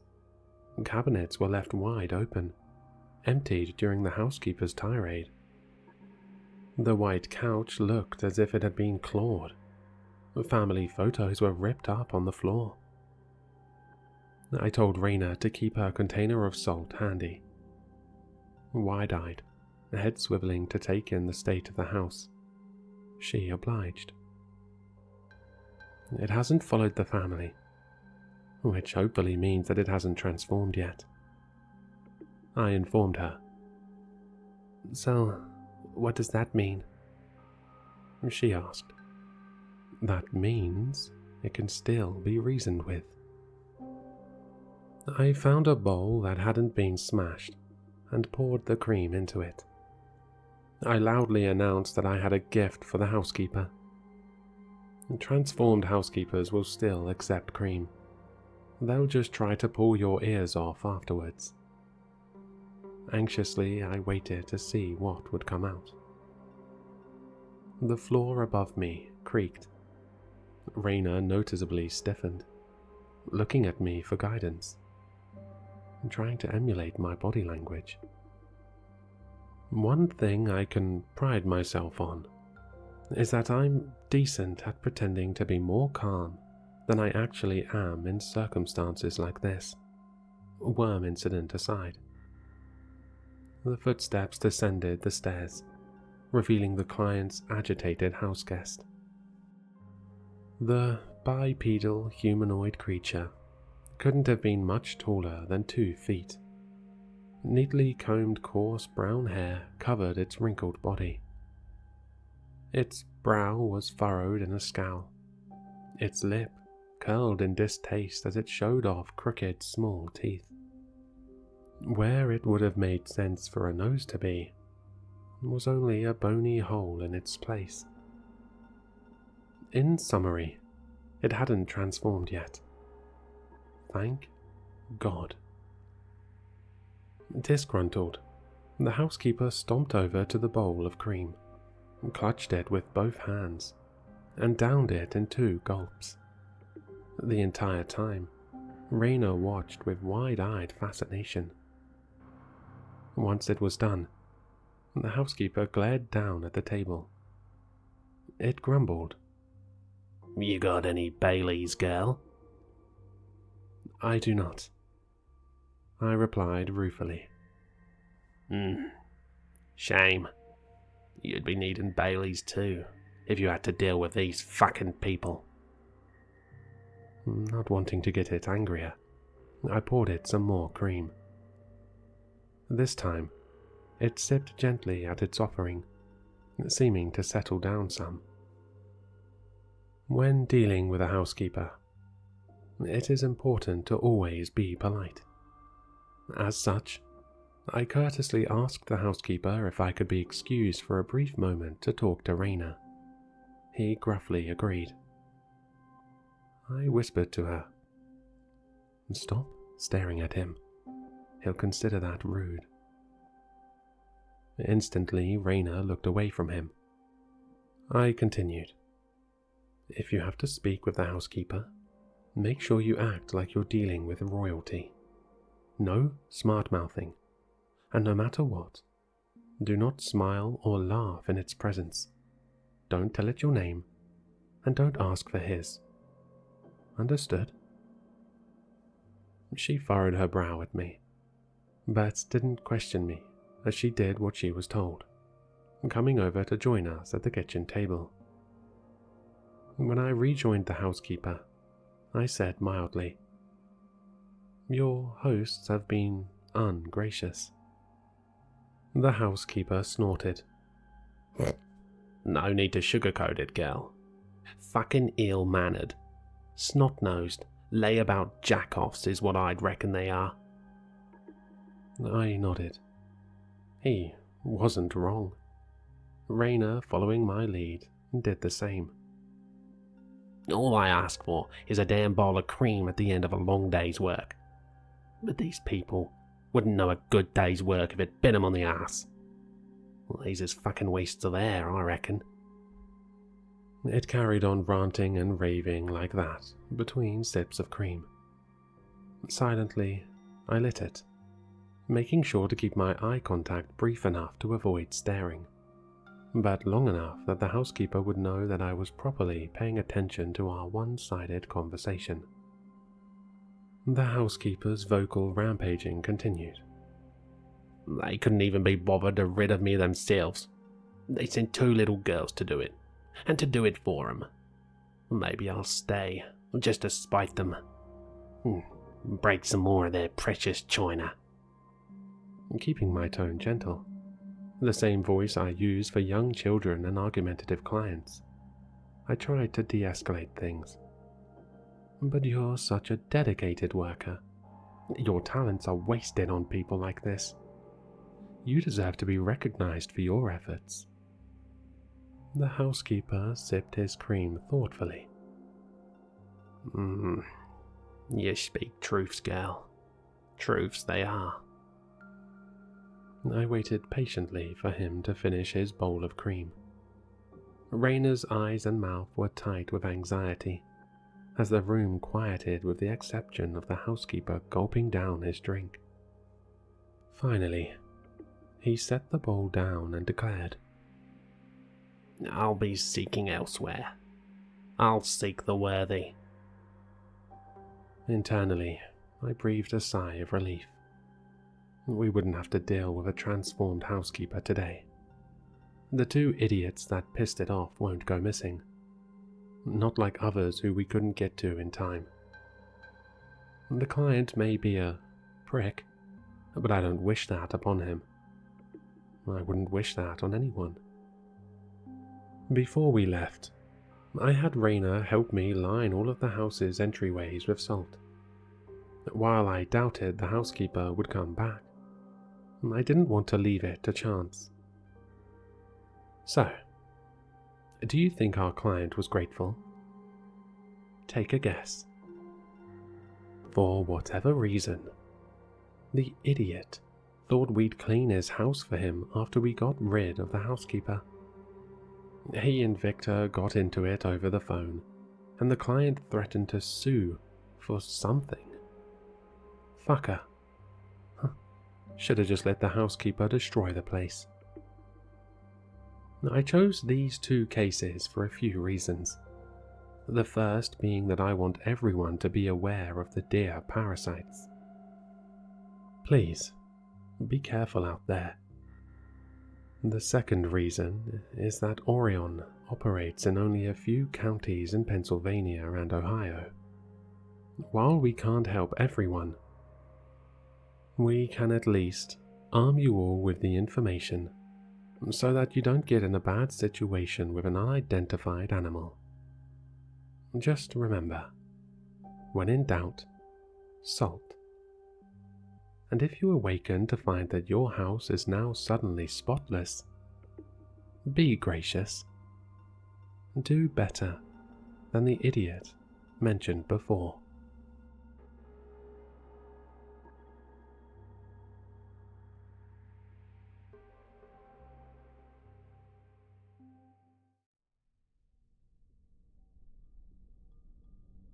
I sat next to the weird kid on the first day of middle school. During first period, as the teacher droned on about timetables, he incrementally shifted his chair towards me and whispered in my ear, "There's a murderer in this town. Did you know that?" My family had just moved to the town from a different state, and had less than a week to settle in before school began.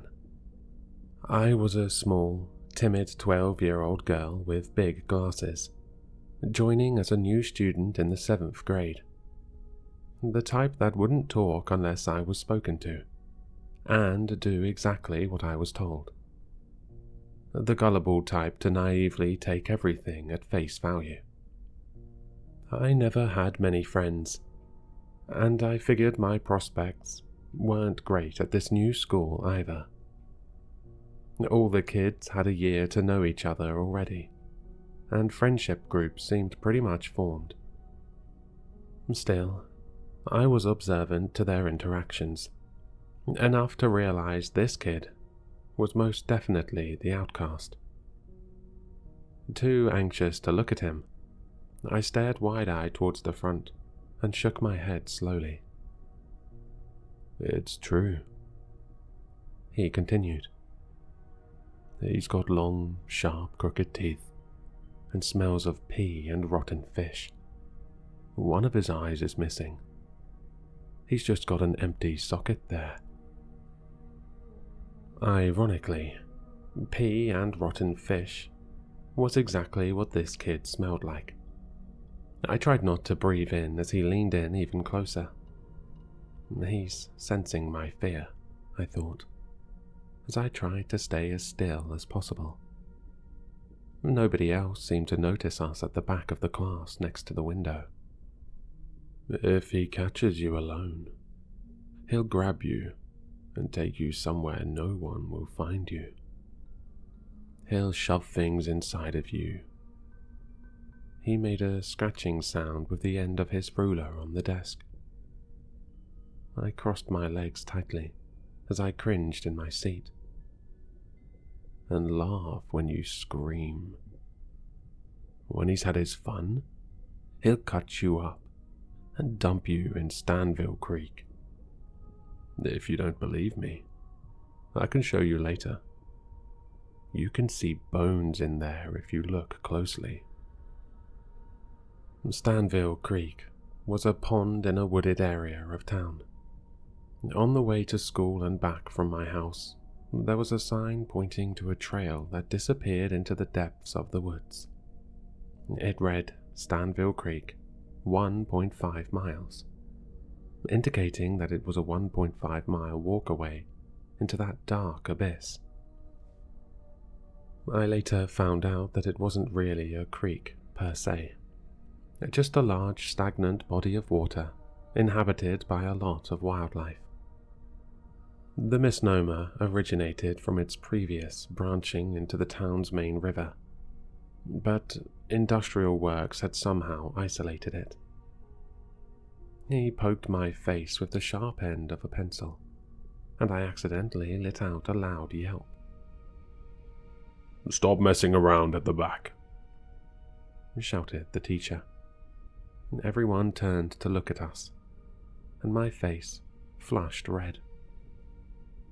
The weird kid moved his seat back, grinning at me from ear to ear. I glanced at him for the first time. He was pale and lanky, with long, greasy black hair that almost covered his eyes and ran in strips down to his shoulders at the back. A snot booger hung from his left nostril. He had dark eyebrows and wore a green sweatshirt that was too big for him, with untied laces trailing from his dirt-covered black and white sneakers. For the rest of the day, he would periodically stick his tongue out at me and make scratching noises with a pencil on his desk. At lunch, he sat alone on a bench and kept staring at me. When it came time to go home, he was waiting to torment me again at the school gate. "The murderer's gonna get you," he mumbled as I walked past. "He likes little girls just like you. You're not gonna make it home today." Terror engulfed me and my knees went weak. I backtraced my steps to the school gate and stared at him with bulging eyes. "Scaredy cat," he mumbled and started walking away. Instinctively, I followed him. The killer can't take me if I'm not alone, I thought. He turned around. "Stop following me," he growled, then kept walking. I kept following him, and he turned around again. A wicked idea popped into his mind, and he flashed a grin. "Wanna hear a story?" I looked at him blankly, which he evidently took as a yes. He continued walking. I noticed he had a slight limp as I followed behind him. "About 50 years ago, there was a really nice teacher working at our school called Miss Derry. She actually taught in our class. Anyway, she married one of the other teachers, and they had 3 kids who went to the school. One day, they got divorced, and he got the kids. They all told her she would have to leave the school on the last day of that year. When the next year started, she wasn't there." He paused for dramatic effect. "Guess where she went?" A different school?" I said quietly. "Nope."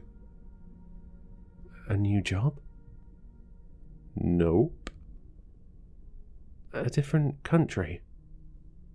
"Wrong again. On the first day, a girl noticed a bad smell coming from the storage room outside the lunch hall. You know, the one with the door painted red. She opened the door to have a look." He paused again dramatically, as I remembered walking past that same red door earlier. "And she saw Mrs. Derry's dead rotting corpse hanging from her neck off the ceiling."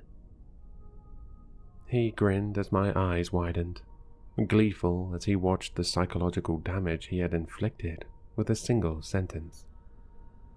I was walking shakily on autopilot, still trailing behind him. I inched closer to him as we walked past the Stanville Creek sign. It was only a 15-minute walk back to my place. If my house hadn't been on the way to his, I probably would have ended up following him home. I'm going now." I trembled as we walked past my house.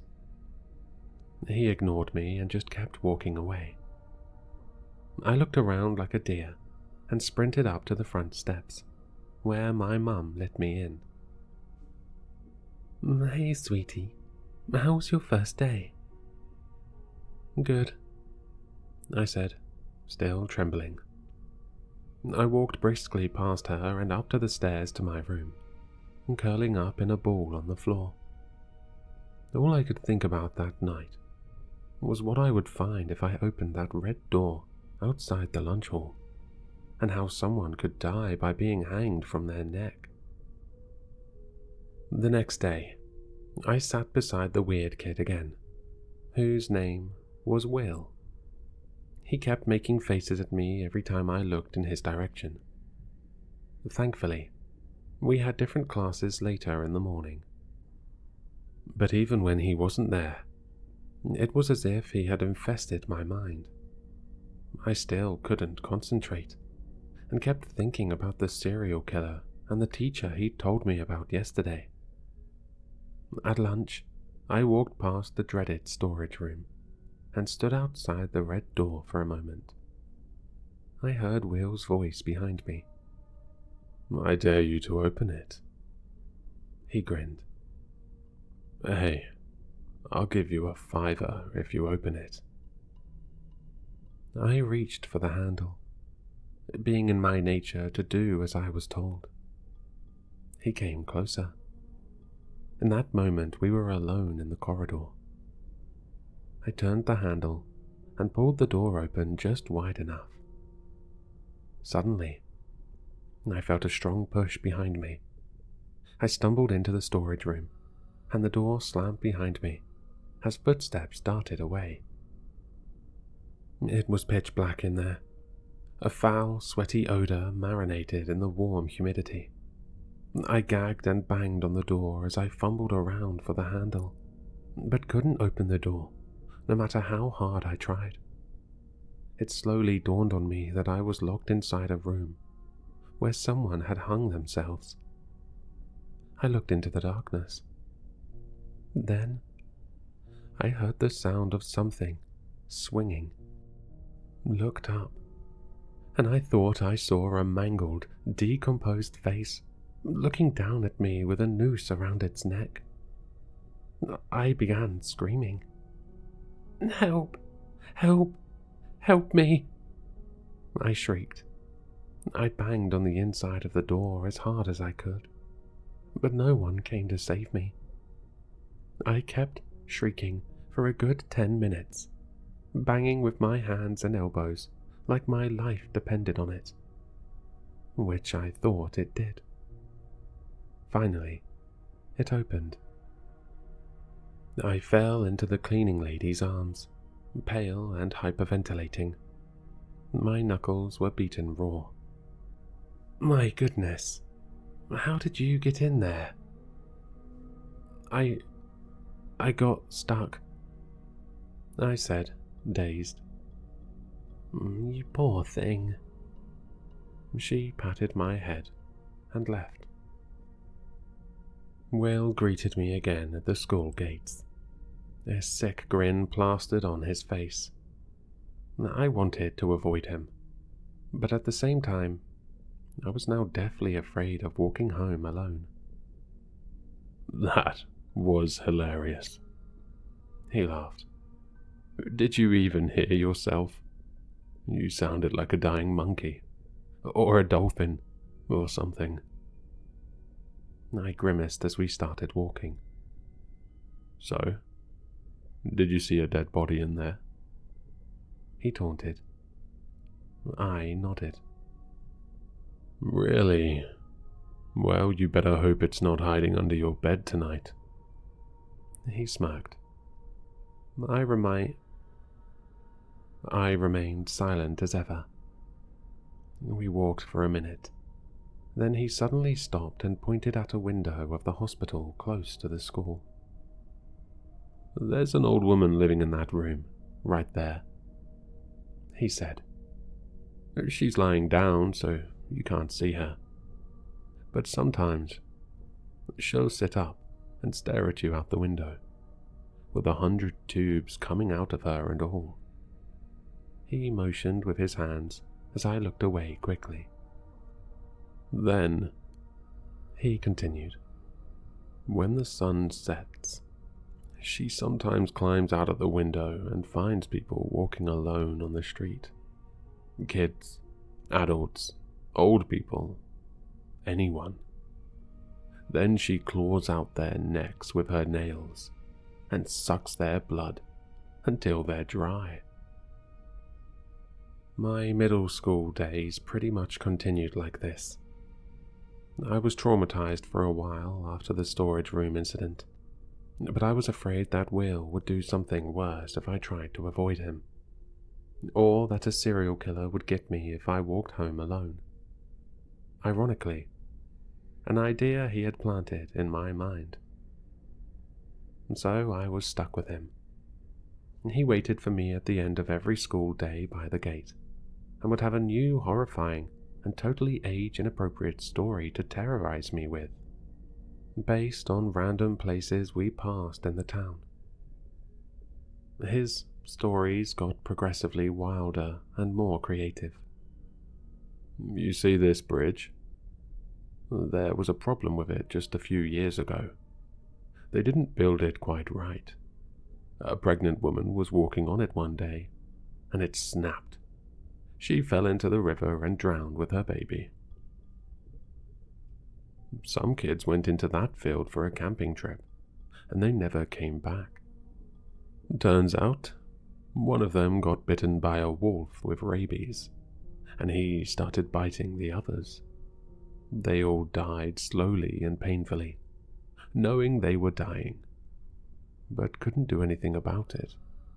Because, rabies make you go mad." He sometimes sprinkled in the odd horrific fact. "If you cut someone's head off, they can still blink for 5 minutes. About 1 million kids get kidnapped every year. Did you know that?" He always made it a point to meet me at the school gate every day, and over time it became our ritual. He was sick one day and didn't attend school, but he made it to the gate at the usual school finishing time with a fever and a sore throat, and he walked straight back with me, informing me that some teachers in our school were spying on me at night or something. There was no way he'd miss a single opportunity to torment me, probably the highlight of his otherwise solitary day. I can't pinpoint exactly when my fear subsided and gave way to intrigue and entertainment. As I learned more about the world and realized not everything you hear is necessarily true, I began exploring the town, sometimes with my parents, and even with a new friend from the same math class on the weekends. Yes, I somehow made a friend, and we bonded over the fact that we both wore glasses. My dad took me to visit the hospital when he had a checkup. I discovered the room with the old lady was just an admin office.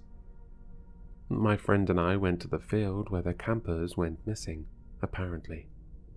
There were no dead bodies foaming at the mouth, and no rabid wolves. One day, I even opened the red storage room door again. I was obviously seeing things in my panic when I had been locked in there. Nothing but a bunch of tools and cleaning supplies, with a conveniently placed mop that could have been mistaken for a head in the dark. Moving from 7th to 8th grade, I was surprised to find myself looking forward to our walks back home. Will caught on to my newfound skepticism and figured the standard horror stories wouldn't cut it anymore. He changed tact quickly. "Look, that's Ben's house. You know, Ben in our class. You know why he's so fat? His mum's a butcher, and sometimes she puts kids' meat in his pies and makes sausages out of them for dinner. A kid in the year below disappeared last year. I think he ate him. So, yeah. Anyway, that's why you shouldn't talk to him anymore."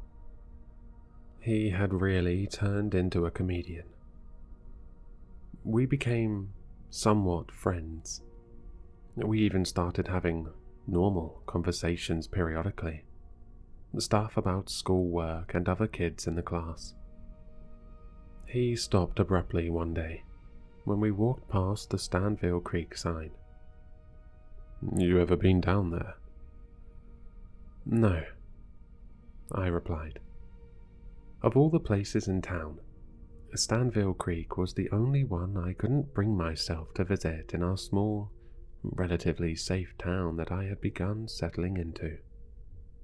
I never suggested going there to anyone, but I would think about what was down there often.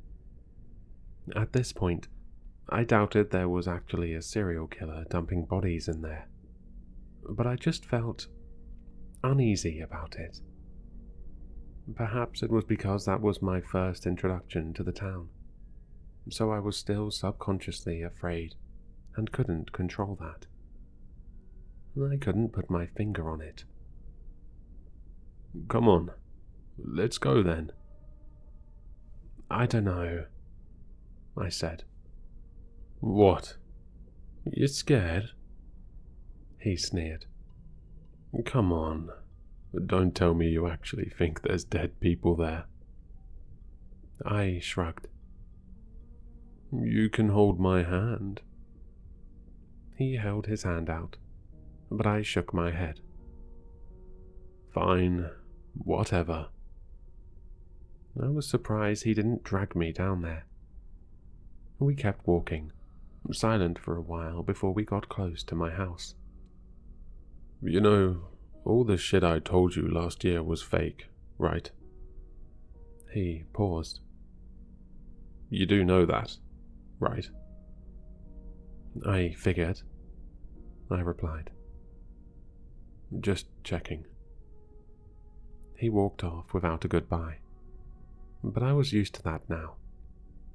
I watched him head off onto the next road, the ever-present limp in his stride. On the last day of 8th grade, school ended early. I had last period with Will that day, and was expecting to leave with him as usual. "They've built this new lounge place on the 2nd floor. I'm gonna check it out," he said, and bolted into the hallway, then up the stairs without warning. I naturally went up too. They had some bean bags, soccer balls, a PlayStation and DVDs. "Wanna watch a scary movie?" He grinned. "No." "Cool." He immediately picked up Friday the 13th and slotted it into the DVD player. I sat on one of the beanbags at the opposite end of the room. "So, we're going to different high schools, I guess. Who are you going to follow around when I'm gone?" "I'll just have to find someone else." I shrugged. He looked disappointed for a second, but the expression faded quickly. "Fair enough." Colored lines and pixels flashed across the grainy screen. "This piece of shit's broken," he complained, as the screen went neon blue. Silence reigned. He turned to look at me, illuminated by the blue glow. I realized he looked different to when I first saw him. He was taller. His hair was cut shorter, and he wasn't as scrawny. Even the snot that faithfully hung from his nostril before was gone now. Perhaps the changes had been so incremental that I'd barely noticed, after seeing him every day for the majority of 2 years. "Why don't you stink of piss anymore?" I asked. I know. What a question.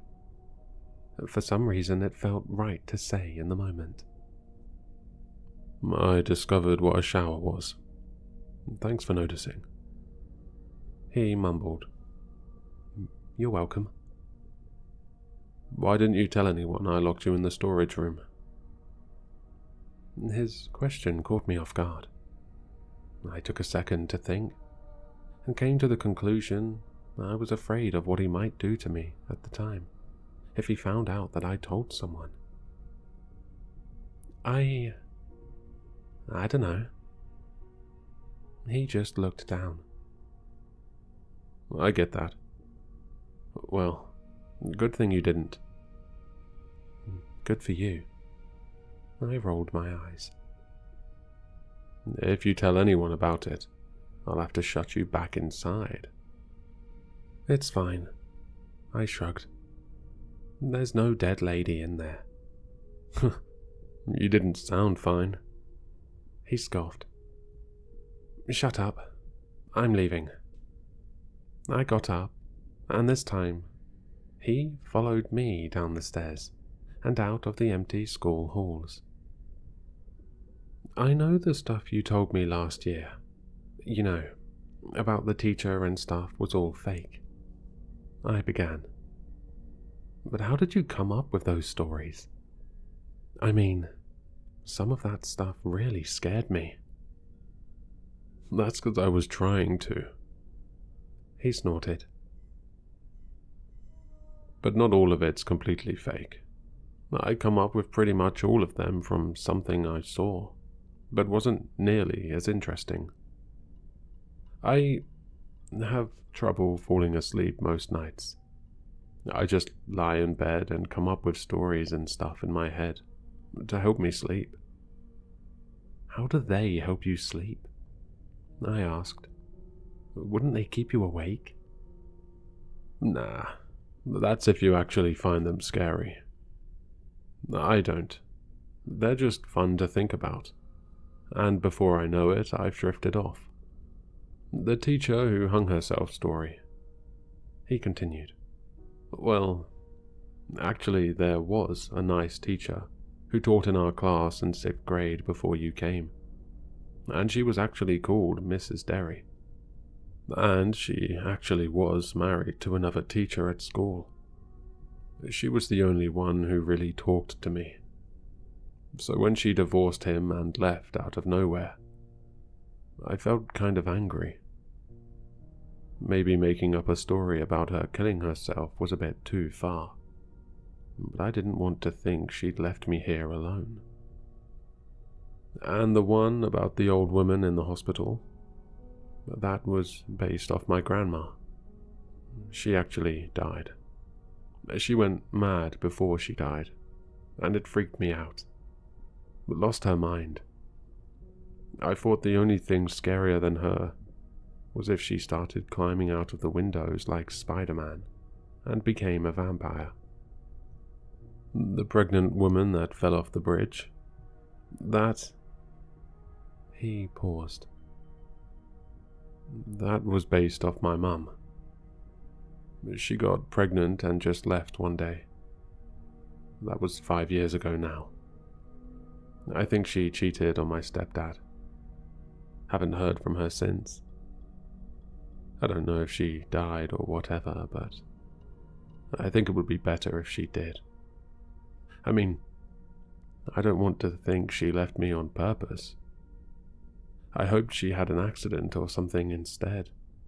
Like, something she couldn't control that forced her to leave, instead of actually wanting to do it, you know? His voice sounded strained. "I'm sorry," I said quietly. "Whatever," he said nonchalantly. "It's in the past. You don't need to feel bad for me or anything." I continued to listen as he debunked the rest of his stories he had told me. The campers that died of rabies story was inspired by some kids he didn't like who went on a field trip. The story about the teachers spying on students, that had happened once in another school. The teacher was just a pervert and got fired. It wasn't an elaborate surveillance scheme he made it out to be. The one about Ben was because he was a big kid that bullied him for a while. So that's where all of that comes from, I said. "So now you know." "What about the one about the murderer at Stanville Creek? What's that based off of?" He looked surprised, hesitating for a second as if he'd forgotten the explanation. "Actually, that was the only one that I made up from scratch. I just wanted to make up the most horrifying thing I could imagine to scare you with it." He laughed. "You really think the adults would let you walk home alone if there was an actual serial killer in town?" "Guess not," I said. We stopped as I had reached my house, and it dawned on me that this was our last walk back home. "Will," I said, with a firm tone. He looked at me. "You've got to come to my 14th birthday party at my house. It's on Saturday." "I told you this last year." He sighed, sounding frustrated. "I can't." "Why not?" "I just can't." "This might be the last time I see you for a while. Can't you try or something?" I pleaded. He glanced down, then to the side for a moment, and finally back at me. "Fine," he said. "I'll be there." He flashed a rare smile. "Okay." I ran inside excitedly as he turned and continued onwards. My parents were eager for me to have my first proper birthday party. I'd gone to places with them before to celebrate, but never really had one with friends. They were probably worried I had no friends at all. There were only 4 people invited to the party, but I was really just excited to see Will outside of school for once. I was certain he would show up, but he never did. I waited anxiously the whole day, and when my friends left, disappointment overwhelmed me. "Ah, sweetie, did you tell him it was today?" asked Mum. "Don't take it personally," said Dad. As night came, the disappointment slowly grew into concern. I couldn't shake off the feeling that something bad had happened. Maybe he forgot. Maybe he decided not to come. Most likely one of the two. But I had known Will for 2 years. Despite his abrasive, cold attitude, I realized that he never failed to show up at the school gate, not even once, to walk me home. The conviction in his tone when he agreed to come to the party made me absolutely sure he would be there. Something wasn't right. I woke up at 2 a.m. in a cold sweat. I had to go to Stanville Creek. I didn't know why or what I was looking for. I just had an undeniable gut feeling that I would find answers there. The impulse was too strong to be ignored, and it took over me completely. I tiptoed past my parents, sound asleep in their room. I didn't bother to wake them. They would make me wait until daylight, and in that moment, there was no waiting. I put on my coat and grabbed a flashlight, then slipped out of the house into the dark street, blasting into a sprint. I felt my pulse bound in my temples as I ran as fast as I possibly could. For the first time, I traversed the sign that said Stanville Creek 1.5 miles, and descended into the depths of the woods without fear or hesitation. What am I thinking? I thought, in my confused, panicked sprint. Why am I running out here, alone at night? Why am I so sure I'll find something here? I couldn't answer those questions. All I could do was keep running down the trail. I finally arrived at Stanville Creek.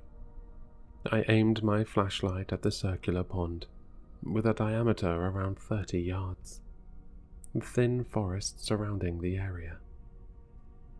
Lily pads floated on the surface, green algae strewn across the stagnant water. The moon and stars reflected faintly. It was quiet and serene, apart from the sound of my own breath and crickets. Nothing sinister. No bodies or blood in the water. Just sleeping nature. Not much to see after all.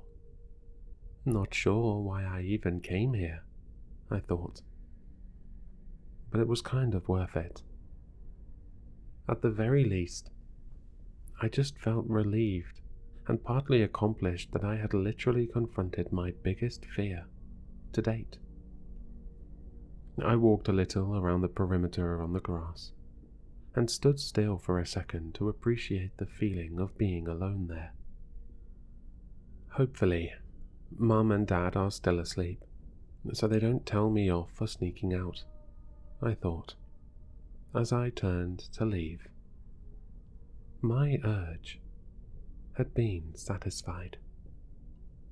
I whipped my flashlight around, but aimed it back at something that suddenly caught my attention. Something black and angular next to the base of a tree that looked out of place in the distance. I walked towards it, and as I approached, recognized that it was a large black suitcase. Figuring someone had dumped it as trash, I looked at it for a while, before I pinched the zipper and tugged on it, unzipping it halfway out of curiosity. Something slipped out, and it took me a second to register that it was a human hand. I don't remember much of what happened immediately after that. It's still a hazy blur, even after my parents put me through 2 months of therapy. According to them, I burst in through the front door screaming at them to call the police, that there was a body in a suitcase. The remains were promptly investigated and discovered. Before the policeman even sent the body for identification, I told them it had to be my friend Will. They asked me how I was so sure, and I told them I wasn't sure myself. I was only able to piece it all together years later, after the reports came out. On the afternoon Will had agreed to come to my party. He made a decision after we parted ways. Instead of going home, he headed to the police station. He headed there to report years of daily abuse against him by his stepfather, who warned him that if he ever told anyone, he would be dismembered and thrown into Stanville Creek Unfortunately, his stepdad was driving home on a nearby road and spotted him walking in the opposite direction to their house. They got into a confrontation. The exact details are still murky, but all I know is that it resulted in Will being murdered by his stepdad. His stepdad was a tall, overweight man with long, sharp, crooked teeth that stank of piss and rotten fish. He had one of his eyes surgically removed from a disease in his childhood and wore a patch over the empty socket. As soon as he was arrested, he admitted everything. The almost daily abuse of his stepson for over 5 years after the departure of his ex-wife, and the eventual murder. I blamed myself for a long time. Despite talking to Will every day, I realized how little I really knew about him. I never asked why he couldn't go to other people's houses or on school trips. I blamed myself for not recognizing the signs. Above all, the stories he used as a coping mechanism for the horrors he endured in real life. As he walked me home safely every day, he returned to face those horrors alone every night. And how blind I was to overlook that the first and most disturbing story he ever told me could never have been conjured up out of thin air. I moved to a new town after high school, and life was good. I have 2 kids of my own now, aged 7 and 10. My favorite thing to do is tell them stories as I walk them home from school. It reminds me of those middle school days I miss every so often, looking forward to a new story as I walked home with a real friend who hid secrets I could never have guessed, as he kept me company. Sometimes I'll tell my kids a scary story in honor of those times. Something age-appropriate, of course, but still jarring enough to remind them to be vigilant about the very real evil that lurks in our world. And someday, I'll tell them about this story. But that'll have to wait a while.